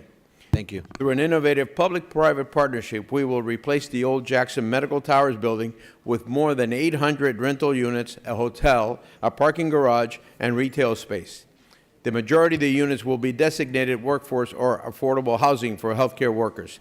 By tackling the challenges some of our employees face when it comes to Miami's escalating housing costs, we will be able to attract and retain the best and brightest in healthcare. Phase 1 of that project is slated to be complete by 2030. As you can see, there is so much to be proud of Jackson, and it is a result of teamwork, passion, and a commitment to excellence. My 14th anniversary at Jackson is this May, believe it or not, and my contract was recently renewed, so you're stuck with me for a little bit longer. Sorry about that, Commissioner Gilbert, and I'm about to finish. But my eyes are always on the future, and nothing is more important than ensuring we have the right leaders in place to continue building in our momentum. That is why I recently promoted David Zambrana to President and Chief Operating Officer of Jackson Health. For the last 5 years, David has worked alongside me as my closest partner in leading this organization, and his continued growth is a key part of both our present and our future. He and the rest of our exceptional leadership team are truly the backbone of our success. I have never been more excited or optimistic about the future of Jackson and our ability to help build a healthier future for Miami-Dade County. Thank you all for your support, and with that, I'm happy to take any questions. Thank you, Mr. Migoya, and thank you for your leadership. I think you've done excellent there, but without the supportive board that you have and the past board members that have been part of the board, I don't think you could have done it. I may or may not have been part of that board. No, and also, and by the way, thank you for the recommendation on the company that helped you save that $160 million. As a result of that, I think we might be using them as well now. So thank you. All right, you may take a seat unless there's questions to Mr. Migoya. All right, Commissioner Bastien. Thank you, Mr. Chair. I'd like to commend you, Mr. Migoya, for turning Jackson Health Center into a world-class center, providing world-class health to all the residents of Miami-Dade County. So I'd like to also congratulate the new chair, Mr. Amadeo Lopez Castro, and also the past chair, Mr. Walter Richardson, who spent several years, first as vice chair and as chair of the Public Health Trust. So thank you and keep up the great work. Thank you. Thank you, Commissioner Gilbert. Thank you. You're pointing to your watch now. Okay. I know the auditor said you were all good on the money, but clearly you're over your time budget, Carlos. I was thinking about this and talking to my staff yesterday. Have we done any projections about how prospective cuts in Medicaid will affect us? It's hard to predict what that looks like when we really don't know what they're going to do. And there's rumors and speculation, but nothing yet has been substantive. So we are looking at every possibility. So far, what we've seen has minimal impact to Jackson, but I am not, sleeping on that. I'm actually very careful and spending a lot of time really talking what's happening in D.C. and right now in Tallahassee as well. To be truthful with you, in Tallahassee, I will tell you that we have some great support by our delegation supporting what we do. And but I think right now the biggest concern is in D.C. But again, we don't know what the future is going to look like. Mr. Chairman, if we could just, and Carlos, if there are things that you think we need to flag that would be a danger to the system that's happening in D.C. or Tallahassee, I know that you all have your own lobbyists, but if you all could just communicate that with the chairman, because we have lobbyists in D.C. and in Tallahassee, we want to definitely be apprised of issues that are going to financially destabilize our public health system in Miami-Dade County. I will tell you Thank that you, the Mr. Chairman. South Florida Congress people, that many of what you all know, have been very proactive working with us on making sure that we get the right thing. But thank you for that. Mr. Chairman. Nice. Thank you, Mr. Chairman, and thank you, Mr. Migoya, for your presentation. You do have an amazing board, and that works not only with you, but works with this community, and especially Esther, my dear friend Esther, the work that you do to ensure that you are the mouthpiece between Jackson and the board and all the needs of our constituency. We do really appreciate you. And Mr. Migoya, I do thank you for the work that you've been doing and leading Jackson through some very difficult times. And I'd like to see the fact that we are building the transplant program. We're continuing to build that transplant program. As you very well know, I've had a close family member, my cousin, who has benefited from the amazing work that you guys are doing there. And I do congratulate you all, too. I'm doing a lot of congratulations. And, when I have to criticize, we criticize, and we have these conversations behind closed doors. But I do thank you and your board for being nimble enough when we see an issue that we do try to correct it fairly quickly, because at the end of the day, it's not about pointing fingers. It's about trying to resolve the issues and make sure that our constituency and the people of this community, regardless of their ability to pay, have access to quality care, and that's what we do at Jackson. So I appreciate you. And the one last note, I heard that you said you're going to be around for a while. Really? Come on. I'm kidding. Brother, I love you, man. Thank you so much. I remember 14 years ago, you didn't think I should be here. But Yeah, now I don't want you to leave. You see how life is? Actually, there's some truth to that at the beginning when Carlos, what he means to that is at the beginning of our relationship here in Miami-Dade County, when I was in the legislature, we had a sit-down conversation, and I go, what does a banker have to do with running a hospital? Really? And I had some doubts. I did have some doubts, and he proved me wrong. So I appreciate you proving me wrong, and I thank you for the work that you do. And honestly, I really do appreciate your openness to work on issues when we find them. Thank you. Commissioner from District 7. Thank you. I was on the other camp. I was all about Carlos becoming the executive director of Jackson back then. And for those of you who don't know, he also saved the city of Miami once upon a time for a BlackBerry and $1. So the residents of the city of Miami still owe him a huge debt of gratitude for the work that he did for the city of Miami. The only thing that I was going to add, Carlos, is obviously thank you to your board and thank you for your service. Also, we could not have gotten out of the consent decree without you. So thank you for the work that Jackson has done for corrections. So I think we don't talk about that enough, but thank you for all of that work too. All right. Seeing no one else, thank you. Thank you. All right. Madam Attorney, can we go into second reading items? Yes. 7A is an ordinance relating to the Public Health Trust, approving staggered tenured expiration dates of certain trustees, providing severability, exclusion from the code, and an effective date. 7B is an ordinance relating to the Public Health Trust, amending sections 25A4 and 25A5 of the code, modifying policies and directives requiring compliance, making technical revisions regarding limitations on the contractual powers, modifying threshold amount for compliance with section 2-1116 of the code, for certain contracts, modifying classified service exemptions, modifying private donation limits for certain construction projects, modifying internal audit reporting intervals, modifying location of budget hearings, modifying certain operational statistics, reporting intervals, modifying deadlines, special meeting and delivery requirements for audited financial reporting, providing severability, inclusion in the code, and an effective date. All right, are there any bifurcations? Seeing none, the vice chair moves the items, seconded by Commissioner Bastien. Seeing no discussion, clerk, please call the roll. Senator Garcia, Commissioner Gilbert, Commissioner Gonzalez, 4. Commissioner Hardeman, Commissioner Higgins, Yes. Commissioner Regalado, Commissioner Steinberg, Commissioner Bastian, Commissioner Bermudez, Commissioner Cohen-Higgins, 4. Vice Chairman McGee, Yes. Chairman Rodriguez. I vote yes. Motion passes unanimously. All right, Madam Attorney, can we take item 11A1? Yes, and Mr. Chair, 11A1, at your pleasure, 14A2 and 14B1 were not pulled, if you want to do the three together. Let's do that. So moved. They've been moved by Commissioner Regalado, seconded by Commissioner Gilbert. All in favor signify by saying aye. All opposed, nay. Show those items passed. All right, Madam Attorney, let's go ahead and move into the pool list. Is that in order? Yes, the first item, do you want to go in order? Can we take up item 8 and 2 and 10A1 together? Yes. All right, let's start with those. Commissioner from District 5, you're recognized as one of the polling commissioners on 8 and 2. Yes, sir. 8 and 2 must be passed after 10A1, so I'll release the hold after we finish up with item 10A1. Okay, on 10A1 and 8 and 2, I've got Commissioner from District 7. You're recognized. Yes, thank you. And listen, I pulled the items because we keep having these issues with CITT, and I know that CITT is here, that Javier is here. So I just want to clarify some things. Obviously, when you read 8 and 2, you get a little concerned, right? It took me a while to name my representative to CITT.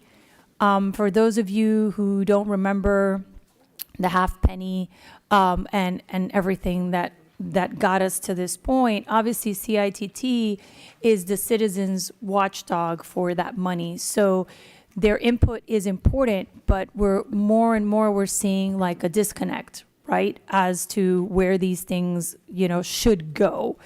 And I can tell you for 8 and 2, I think that's well done, and we'll talk about obviously 8 and 3. But I don't think that the board is also recognizing some of the work that this board is doing to not use the half penny. I feel like we spend a lot of time talking about how we use the half penny, and we don't talk about those of us that are killing ourselves not to use the half penny. So for example, right now, Grove Station is closed, right?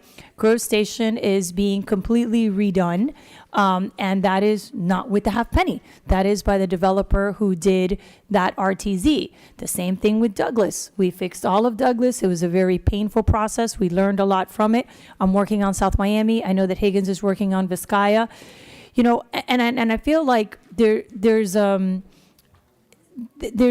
connectivity here, right, between kind of those of us that are trying to do different things, and then we're getting jammed up. And I know that the municipalities also play a role in this. I do happen to agree with CITT on some of the issues that they have brought up regarding our municipalities, and I am eternally grateful for the work that CITT did with SFRTA. I could not have made the change that I made at SFRTA without the help of CITT.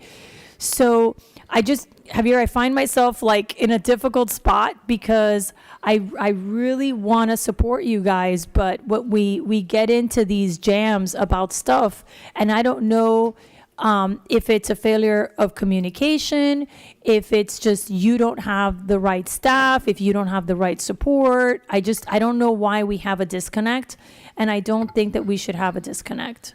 So those are my comments on it, and I know Commissioner Higgins has been working on this. I know Oliver has an opinion too. I'm happy to just set the framework if that's. Yeah. Recognize, Commissioner. Okay. So, colleagues, we have the CITT 5-year plan up for approval today. That is item 10A. I think it's 10A1. Good item, has lots of our great projects. For the past 2 years in a row, the department has proposed projects which our attorneys have opined are part of Exhibit 1 and can be and use funding from the PTP. And so we're on the second year in a row where they have rejected that, and that is 8N3. I'm suggesting with that item, and the attorneys have agreed that we send this back to the CITT for their consideration at a meeting to add them back in as legally acceptable. And I have passed around the list of projects so you can see how they've been delayed, and I'll give you an example of one. There are 3 Metro Mover stations where the fire panels don't work, and so we have to pay 24-hour fire watch on this. As you well know, we're going into an extremely difficult budget year.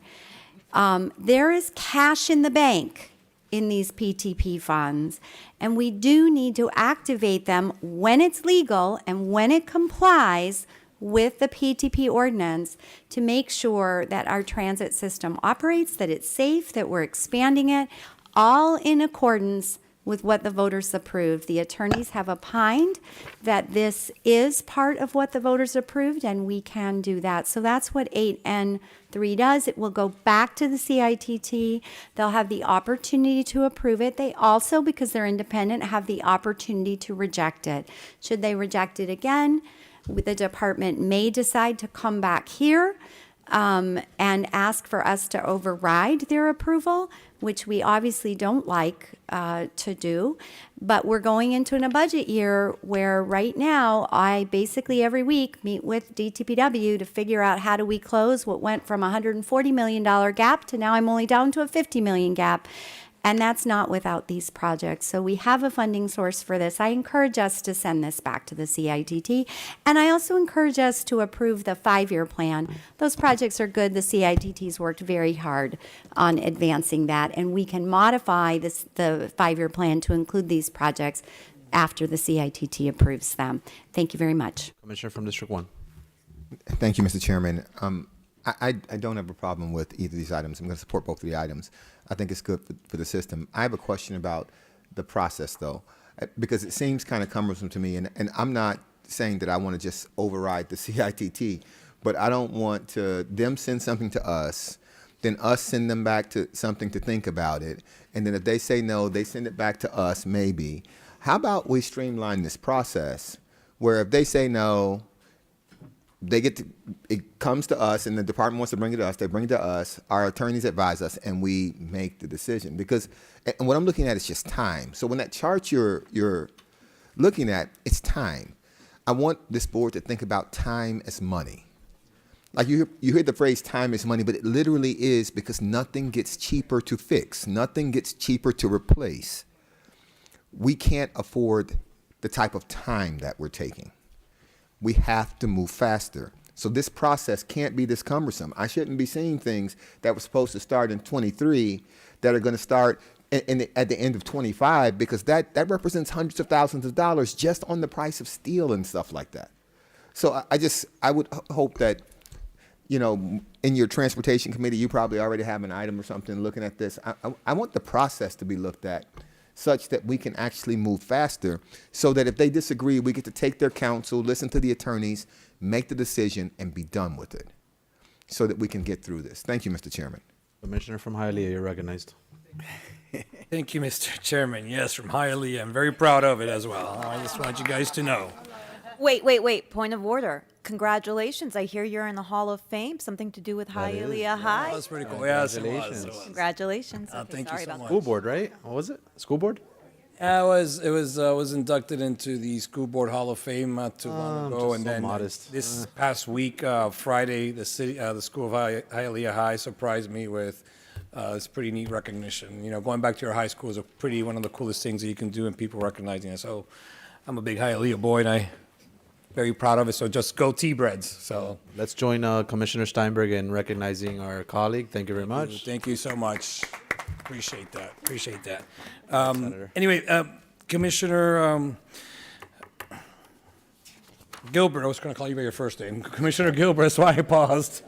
Commissioner Gilbert, I really do, I agree with you that we have to streamline the process. I think the problem that we have with the system itself right now is that when we look at these dollars, my understanding is always that these dollars were always meant to expand the system and now we're seeing that we're using more and more of these dollars for infrastructure, for replacement of replacement of equipment, and I think this is why we've gotten stuck, that we haven't been able to grow out this system even more so.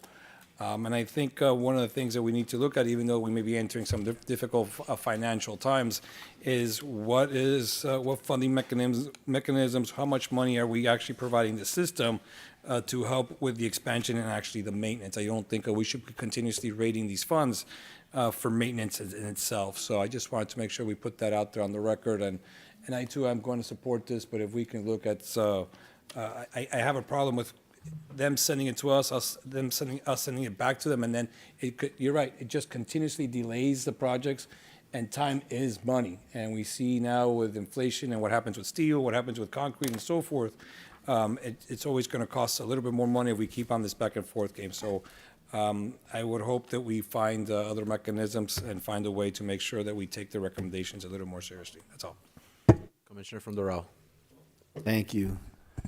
And let me just start by saying that the senator didn't recognize the Hialeah Miami Lakes Trojans, which he should also, since he also has represented them. Apparently, he's got a bias towards just the eastern part of Hialeah. But a little bit. I would hope he'd remember the HML Trojans, because they've won many more state championships than the T-Breads. But we'll leave it at that. You know, this is about our colleague. In any case. I concur with Commissioner Gilbert, and I'm going to be supportive of this, and concur also with Commissioner Higgins. But in light of the comments about time being money, which I certainly agree with, and maybe Commissioner Higgins, I don't know if you have the answer or the staff has the answer. When we have to have a fire watch, is that like a physical person that has to be paid to be there? It's a human being, 24 hours a day. Okay. So that in itself should be a reasonably expensive cost for something that's delayed by a number of years. So I mean, those are the things that I think we really need to hyper focus on, because that to me is crazy. 24 hours a day to have somebody just there, as opposed to fixing something that should be fixed, is definitely not best practices and not the most efficient way. All right, Commissioner from District 7. Thank you. And to Commissioner Senator Garcia's point, I think it's an ideological issue. I mean, so that's my. I mean, at some point, I understand that we're resolving it here, but I feel like we keep running up against the same problem, and I just wish that there was a bigger resolution of it, and some way to coordinate better.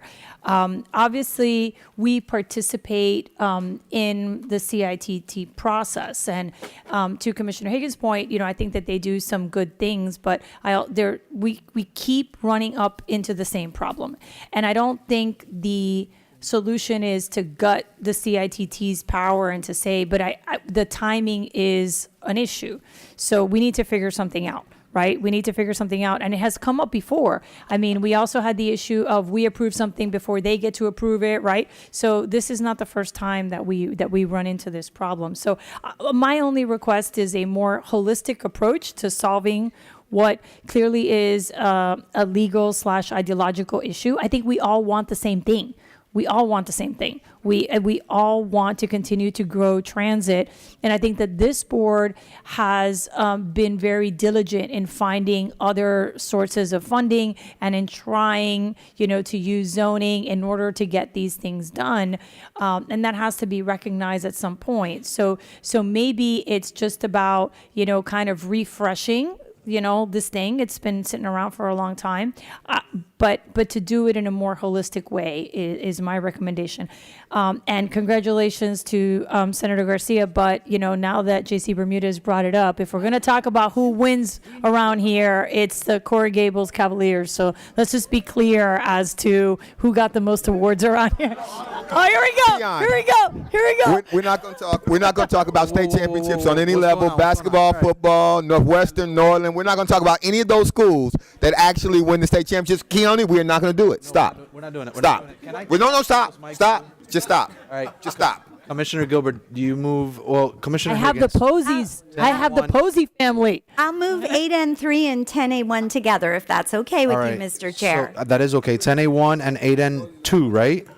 8N3. 10A1 has to pass before I can move 8N2. Okay, so 10A1 is moved, but Senator had pulled 8N3.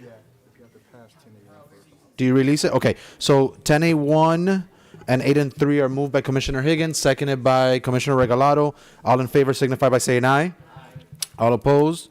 All right, Commissioner Higgins moves 8N2. I move 8N2. Seconded by Commissioner Regalado. Yes. All in favor signify by saying aye. All right, did we do 11A1 already? We did, right? Chair. All right. 11A9 is next on your poll list. 11A9, Commissioner from District 1, you recognize? District 1, that would be you. The Hialeah line. So, Mr. Chairman, I brought this item because I need to understand exactly what we're doing. I didn't want us to wander in this. And if we decide as a board to do it, we're going to do it. That's fine. But we need to be very open and honest about what we're doing with regard to if we're creating another situation like the underline where they actually come back and we're paying for something that actually takes money away from development of transit. So I just need to understand better what we're doing with this. Sure. I'm doing one next month, too. It's going to be the Westchester line. Westchester. Yeah, but Senator Garcia, you recognize. Westchester? Westchester line. Wachete. Wachete. Right, get it right. Mr. Chairman and Commissioner Gilbert, yes, this is the High Line, the Hialeah line that we are proposing to do in the city of Hialeah. This is between Kevin Cabrera's district and my district, actually. It's pretty on one of the boundaries that we share, that we are trying to emulate what has happened along US 1 with the underline. And yes, you talk about funding. Obviously, the city of Hialeah will provide for the construction and maintenance of it, but will they come back to the county, will come back to the state? I'm sure that that will be part of the negotiations, but as of right now, it's up to them and their responsibility to take care of the system themselves. I'm Commissioner, through Chair, I'm going to support the item because I don't believe in treating the areas differently. And I believe that if we can have something that's flowing through Brickell like the underline, we could have something that's flowing through Hialeah like it also. So I'm supportive of open spaces generally. I would note to this board, though, we need to be mindful of the money that we're pulling out of the transit system, because when the mayor and the administration comes forward with things like the fares and how they're going to fund this isn't going to probably be funded out of parks. This is going to be funded out of transit. I agree. And so we need to actually be mindful of how we're doing that. And so, but I'll support the item, Commissioner. Mr. Chair. Thank you. And just as a point of clarification, the underline is in large part privately funded, and it has an organization that does a lot of work. The one thing that I will mention that I think is important is when we changed the mobility fee, right? One of the reasons that we changed the mobility fee was to have more flexibility. And I brought an item that changed our comp plan so that we could use park impact fees for linear parks. And it had a companion item, which Senator Garcia was against at that moment. And that companion item allowed us to take the park impact fees in our district and put it towards trails and greenways. And the argument that I made was, I speak for my district. I do not want any pocket parks. I cannot purchase pocket parks. I do not want to purchase pocket parks and give them to my municipalities so that they can therefore not take care of pocket parks. So for me, greenways, trails, and bike routes, are green spaces, and they're green spaces that are appreciated by my district. So because that item did not pass, I sit here when we do zoning and I allocate my park impact fees to my greenways, including to the underline when we have RTZs that abut the underline, and we have those contributions go directly to that infrastructure. Clearly, we then have issues with O&M, right, that we have to deal with.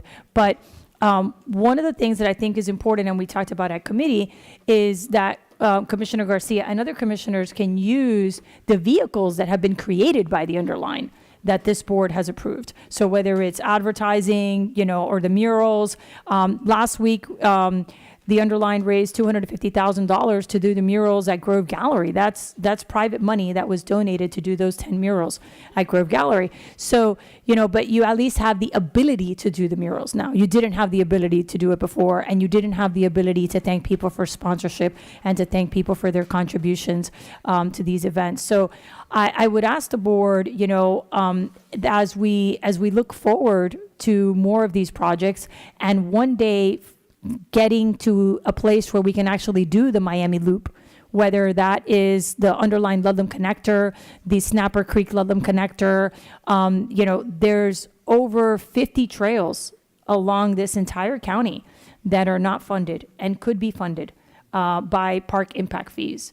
And I think that we could do a lot more in terms of greenway and connectivity and open spaces by using that funding to do that instead of going into some black hole to buy pocket parks, because we are not a system that can maintain them.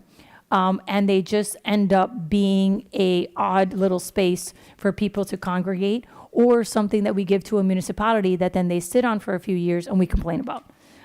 So I'm more than happy to, Commissioner Garcia, if you're open to it, to bring that item back and see if we can have a conversation about park impact fees and using them for greenways.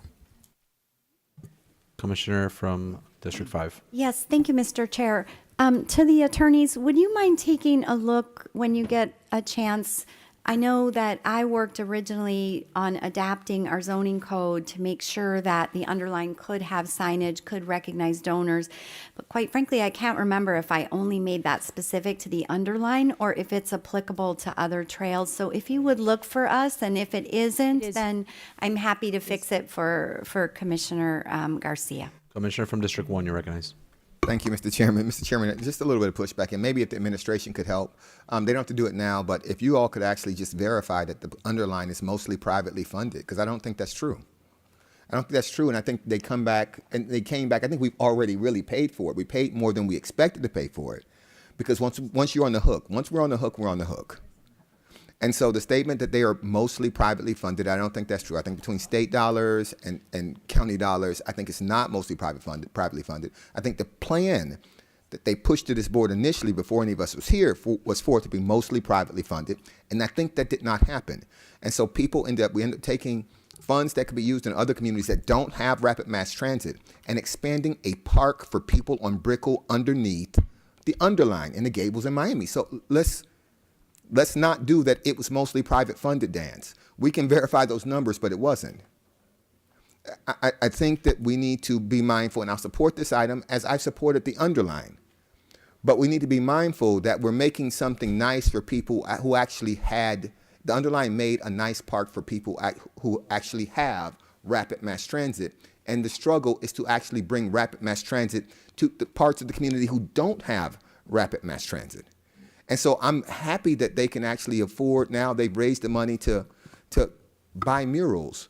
It's after we built the park. It's after we built the park. And so I'm going to take just a little bit of umbrage to that, because the subtlety of these policy decisions is how we have areas in this community, we create the have and the have-nots, and how we actually make those decisions, Mr. Chairman. May I move my item? Yeah, Senator Garcia moves his item, seconded by Commissioner Higgins. All in favor signify by saying aye. All opposed, nay. Mr. Chair, as a Show point the of, item. But you don't need to respond to him, though. just as a point of clarification. Because he might actually be right. It might be privately funded today, but overall, over the lifetime, it was not. Just as a point of clarification. I know what you want. I know the itch is there. Go ahead. Go ahead. No, just as a point of clarification, the municipalities have contributed to it also. And yes, the state has contributed to it, but Miami-Dade County is not the number one funder of the underline. I mean, so the reality is that it has been a project that has had a tremendous amount of support from a lot of different entities, you know? Then you should probably redefine the word privately. Well, obviously, but yes, but it also has raised private funds. It also has raised private funds. Okay, that's it. All right, guys. 11A10, Commissioner from District 2, you're recognized. Thank you, Mr. Chair. Historically, District 2 has been known, well, I was going to say poorest, but I don't like to use the word poorest. But I'd rather use the words the most underserved and under-resourced district in the county. Some areas of my district have several years languishing under dilapidated streets, no infrastructure for sewer and flood mitigation. And then since I've been elected to represent the District 2, my constituents communicated to me and to my staff how they would like to see District 2 changed, because for so many years they've felt like the least, the last, the lost, and the left out in Miami-Dade County. They've expressed a strong desire to see a transformed District 2 with mass improvements to infrastructure and then developments, mixed-use development. So, of course, when I saw this item, I was gravely concerned. But since I've had communications with the mayor, I received information from the staff yesterday afternoon, and then they've indicated that there was a federal grant that was originally allocated for District 6 to Shenley Park that was used for District 2 in the amount of $27.5 million. So I'd like to call David because I have a few questions that I'd like to ask. David, you're recognized.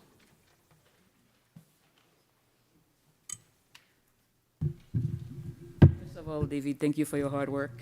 I appreciate you. Thank you. Can you please confirm that there was a swap for the Shenley Park money with District 2 projects? Yes. What this item does is basically, just as you said, it swaps out general obligation bond funding for the grant that was mentioned. It's a state grant from the EPA that's for the equal amount of $27.5 million, which had to legally be obligated by December 2024. Thank you. And can I have confirmation on the record that this item in no way will impact the GOB projects 17 in District 2? Yes, this item no way impacts the projects that were slated in District 2 with the GOB funding for that purpose of septic disorder. And then that all the projects will be completed on time.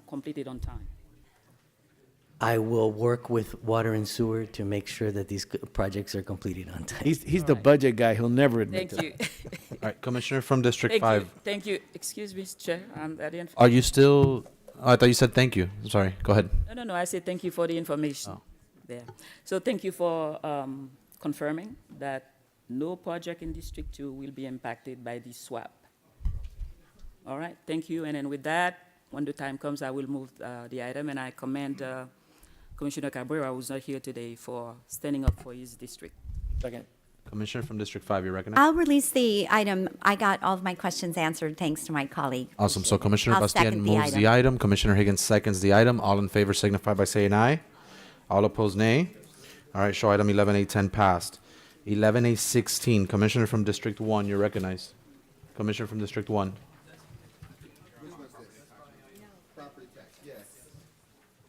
Thank you, Mr. Chairman. You know what, I think there are two items, actually, 11A6, and it's the same basic observation in 11A20. And it's an urging to Tallahassee, and I labor on the assumption that Tallahassee is going to do exactly what Tallahassee wants to do, whether we send an urging or not. That's the assumption I labor on. But I just want us to be mindful of when we pass these urgings that affect homestead exemptions, and I think the second one was primary residence exemption. So those are interesting things because right now we're facing a crisis in our general fund, and that's where that money goes. So at a certain point, when they can keep passing homestead exemptions, at a certain point that affects our ability to do policing and parks and transportation, all of those things. That is important. The primary residence exemption is broader than the homestead exemption because something can be your primary residence and not be registered as your homestead. At a minimum, that's a $530 million hit to our general fund. So we need to be mindful of what we urge people to do because it will come back to this board. And listen, we have these budget hearings. When our residents come, they don't generally come saying they want less services for seniors, less transit, less services in parks, fewer police, slower fire response time. They don't come saying those things. They come saying what they actually want that's more. So it is not possible to do more with less money. We need to be mindful of that when we urge Tallahassee to act in ways that might be inconsistent with how we're going to have to provide services out of the general fund. So that's my observation. Thank you, Mr. Chairman. All right, with that, Commissioner go ahead, Commissioner from District 7, you're recognized. Thank you. And I agree with Commissioner Gilbert. I think we have to be very mindful of these things. But I think as we go into a tight budget cycle, we should also have a serious conversation about donor districts and recipient districts. I think we need to have a conversation about property values and who pays the bulk of those property values. There are 3 districts on this dais that donate more than 50% of the general fund.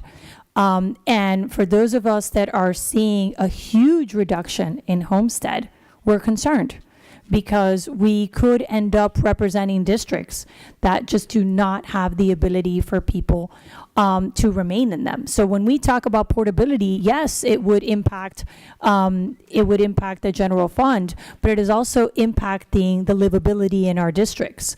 And there are some districts that historically people have owned homes for 20, 30 years, so they pay very little in taxes, but there are other districts that have a huge amount of turnaround, my district being one of them, where people move every 4 to 5 years, every 6 to 7 years. And every time that exchange occurs, that goes up to market value. And that increases what they pay to the county 100, 120, 130% in some cases because of the rise in property values. So I look forward to a conversation about property values and the impact of homestead, but also how that pain is spread around the district and how we move it around. And the same thing with impact fees. You know, we've talked about this before when we talk about roads. Some of us have the development and we suffer the impact fees, but we don't see the benefits on our streets. And we need to get a little mindful about where this money goes and where the needs are, because some of us have the streets that are most trafficked. So if the development comes to our area, then there needs to be a conversation about maintaining the quality of the streets of the people who are actually living with the density. All right, Commissioner from District 5, you're recognized. Thank you very much. So it seems like we're talking about 11A16, 11A20 at the same time, so I'll leave my comments on both. 11A20, if we're going to propose something like this, the whereas clauses need to be very clear that we are actually asking the state to abolish local government, to get rid of our fire departments, to get rid of our libraries, to get rid of our park system, to get rid of all of the things that we do so right now it's saying, okay, we're going to save you money, but what we're not doing in this item is telling the residents what they will not get. So an 11A20 is pretty extreme in my, I believe our residents get better service because their funds are spent locally rather than taking all this money in fees and sending it up to Tallahassee? Or what is the alternative? Some kind of sales tax that's the most regressive that you could possibly do on low-income residents. On that. 11A16 is interesting because you're doing two things at once. The first is this reduction in homestead. Again, we're telling the state to basically eliminate local government, death by 1,000 cuts. The one thing that would help me with that, Commissioner Garcia, is if it said income constrained, veterans and seniors. Because we certainly have lots of people that are over 65 that are, multimillionaires, and they can afford to continue to contribute. So we don't make any difference between those that need assistance and those that really would benefit them. And the other thing, which I do appreciate, and I think Commissioner Regalado was bringing up, is this discussion around the lack of portability of homestead, because that is part of what is constraining the supply of single-family homes in our community, right? I bought my house. I raised my family in it. I have a 3 or 4 bedroom house. It's a heck of a lot bigger than we need now as we're aging and we're into our 70s and 80s. But if I sell my house and I downsize, the taxes on my downsized spot are more by dramatically. And so the math doesn't add up. But what that's meaning for young families is there's no homes for them to move into. And so I do think that discussion is important. So I wished, So I wish that on your item that they were 2 items. Like, I really, really am in support of having a good and thoughtful discussion about the portability of homestead and what's appropriate. But I just think, guys, we're basically telling the state to get rid of us. And I personally would rather run our parks locally. I think we do a pretty good job. I don't know. I have very mixed feelings about these, because it's the first one has nothing to do with income and resource constrained individuals. We're basically saying some of the richest people in the world needs to save money. And in the meantime, we're going to be cutting services to low income residents if we extend that homestead. And of course, we're just going to eliminate local government altogether if we get rid of property taxes and transfer those to sales tax. I don't know what we're going to do with low-income residents when all they can do is pay sales tax on absolutely everything. It's just going to be terrible for them. So thank you, Mr. Chair. Thank you, Commissioner. Commissioner from District 11, you're recognized. Thank you, Mr. Chair. And, I'm listening to the conversation, and I think it's a healthy conversation to have, but I do want to give my point of view, and I'm in full support of 11A16 and in full support of 11A20. I actually wanted to ask the Vice Chair if he would allow me to co-prime that. I disagree with a lot of what's been said. I don't think that we're abolishing local government. As a matter of fact, I think that the mayor's doing a good job. The Appropriations Committee is doing a phenomenal job. And Commissioner Bermudez's committee, what I call the Doge Committee, is doing a great job of trying to cut the fat and figure out how we can provide necessities and not concentrate on things that probably government shouldn't be in the first place. To quote our great governor, Ron DeSantis, I think it's embarrassing that we have in America, we never have the opportunity to own property, because we don't. We're renting property from the government again and again and again. And to be quite honest with you, this is something that was explored before by one of the greatest secretaries of state of all time, Marco Rubio, who was then Speaker of the House. This is something that he thought up of, had a whole plan to implement, and what the state is doing right now is studying for a way to make this possible. So I'm in full support of this. I'd love to move both urgings, and Mr. Vice Chair, respectfully, if you would allow me to co-prime it, I would appreciate that. All right, show the commissioner co-priming, and then Commissioner from District 7, you're recognized. Yeah, I appreciate the 2 urgings, but I mean, number one, Amendment 5 added CPI to homestead. There needs to be a change in homestead, because obviously homestead was established in 1992 when $25,000 when a house was $80,000 was a big deal. that needs to be brought to a current point, and there needs to be a change in portability, because the portability cap, as it was established 10 years ago, was based on the prices that existed a decade ago. So all those things need to be revamped. However, the concept of eliminating property taxes comes up in the state of Florida every 15 years. And every 15 years, we end up with the same conversation. They do a study in Tallahassee, and they come back and they tell us that the solution to this is to raise sales taxes and to have a sales tax at a 15 to 22%. This happened 15 years ago, right?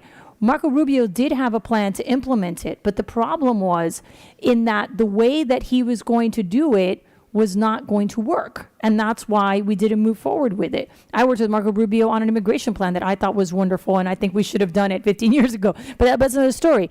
The reality is that you will create a situation where those that can currently not purchase a home will not be able to purchase their groceries because of the tremendous incremental tax that they will pay from one day to another at the worst possible time in our economy. As we face inflation and numbers in prices that have not decreased since the pandemic, we're going to add a tax to everything? Now, I'm not saying that our current system is not in need of reform and that this government is not in need of reduction. I'm the first one to say that this government is in need of reduction. But a dramatic change of this type would be chaotic for Miami-Dade County. It would be chaotic for us because you're going to have a situation where the people who can port their money out of here and that can put it in accounts are going to do so. And the people who cannot are going to pay more than what they can afford. So, I understand that these things, these conversations occur at a state level and at a federal level.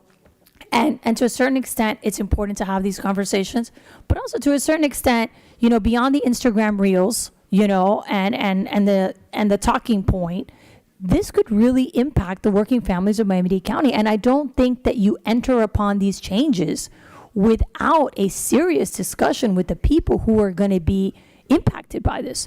So if there really is a desire to do something this radical that would impact so many people, then put it on the ballot. Put it on the ballot. If this is going to be about a direct democracy, so be it. We'll put it on the ballot and we'll have to explain to people what this means for their future and their children's future and their grandchildren's future. But, I don't think we just sign off on something and give Tallahassee an opportunity to do what I feel is somewhat irresponsible.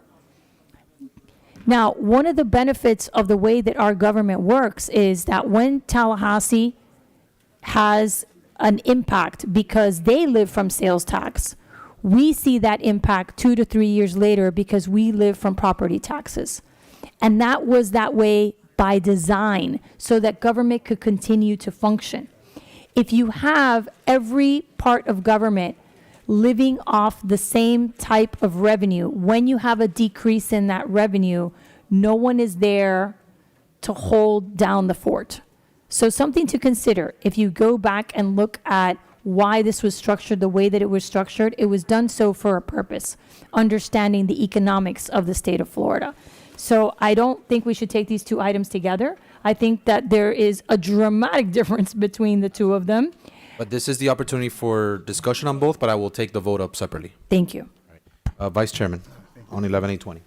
Thank you, Mr. Chairman, and members. I've listened to the conversation as it relates to 11-820, and let me just go back to Can we just vote on 11-816 then? I'm sorry. No, wait, hold on, Mr. Chairman. Okay, Senator Garcia moves 11-816.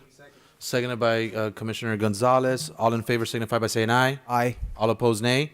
Show the item passed. Before, Mr. Chairman, if I may, both of these items need a constitutional amendment to be passed to get it adopted. So Correct. Vice Chairman, you're recognized on 11-820. Thank you, Mr. Chairman. And again, members, I've heard your concerns, and absolutely, and I think your concerns are very valid. As a matter of fact, Commissioner Regalado, the term of art that you used earlier again, and I'm going to refer back to that, is dramatic and unusual. There's a cruel irony occurring in our counties right now. And that cruel irony right now, Commissioner, is we have young men and young women who leave this country. They go off and they fight wars and they sign up to protect this country.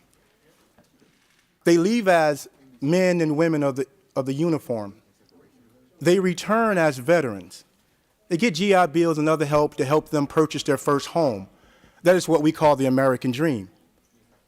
The cruel irony of it is, when they get their home and they suffer from PSTD and other issues that they cannot control or pay for, and they have to make a decision, either it's going to be their medicine, their help, their psychology, they then somehow and most oftentimes fall behind in their property taxes.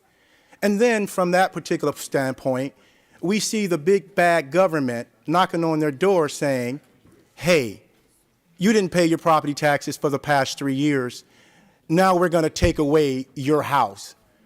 Members, not only is that unacceptable, but that is a cruel irony to do that to the men and women who fought for this great nation. You know what else is cruel and unusual punishment? Is when you have middle-class people, teachers and custodians, who are working all their lives to give service to this great nation, this great county, only to find that when they're older, their income hasn't kept up with inflation and everything else that occurs.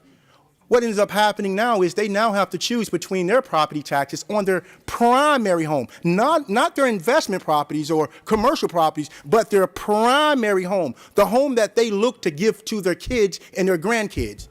And what ends up happening? More often than not, these young people are losing their properties due to tax sales deeds. How is that American?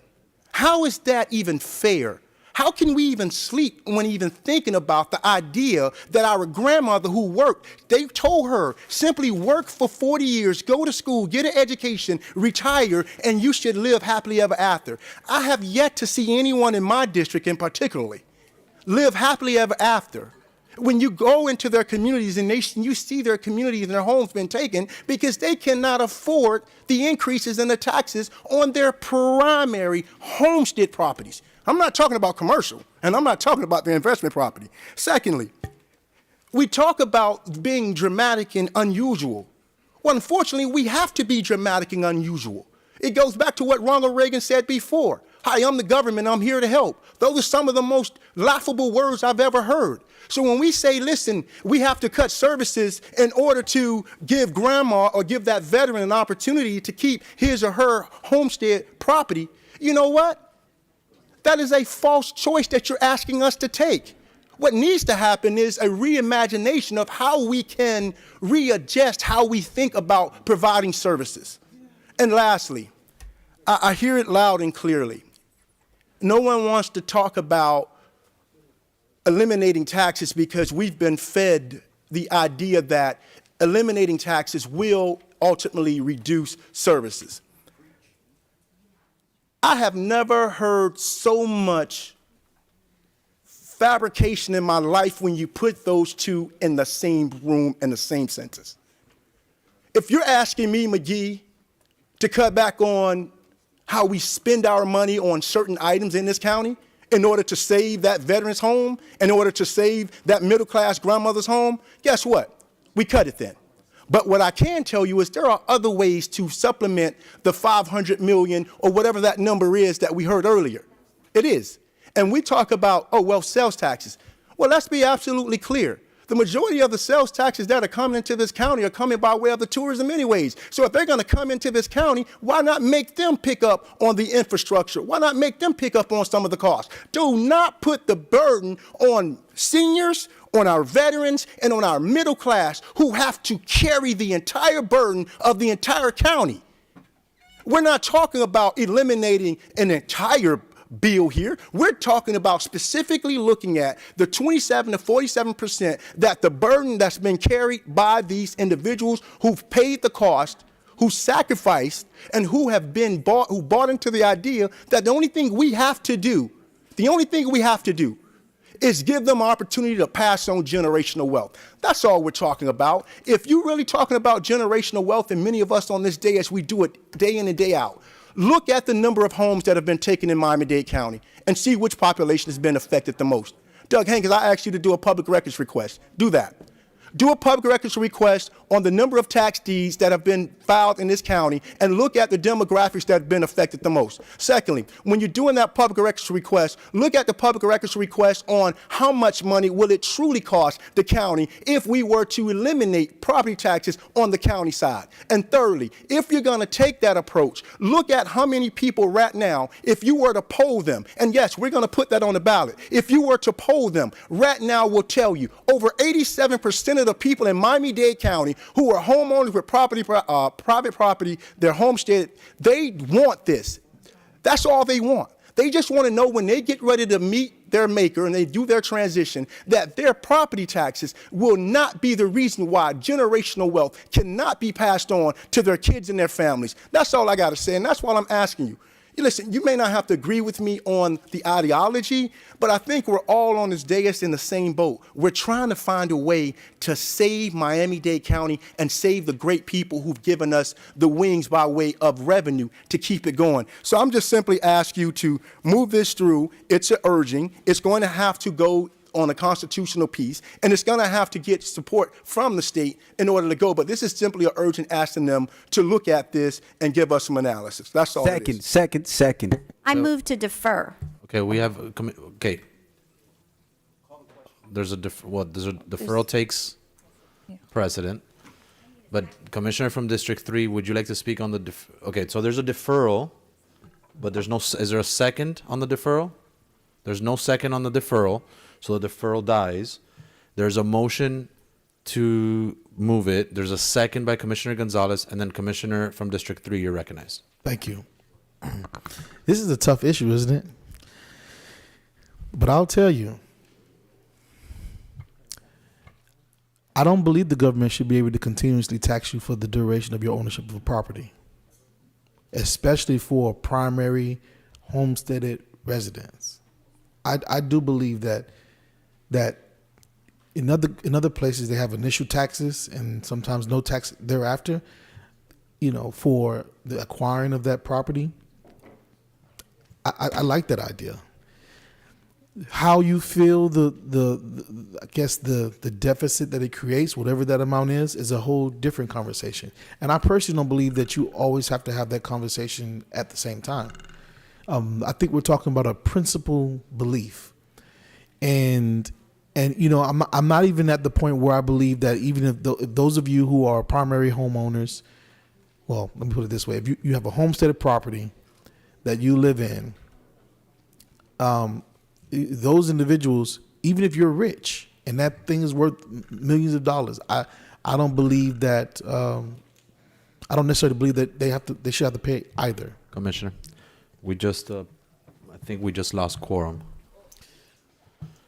That means we can't vote on the matter right now, but we can continue having We a could continue. conversation. I just wanted to make it. So I just want to say this on the record, just the assist in this. When I was in the city of Miami, what I learned was that sometimes government lien properties. Government put liens on properties for a variety of different things.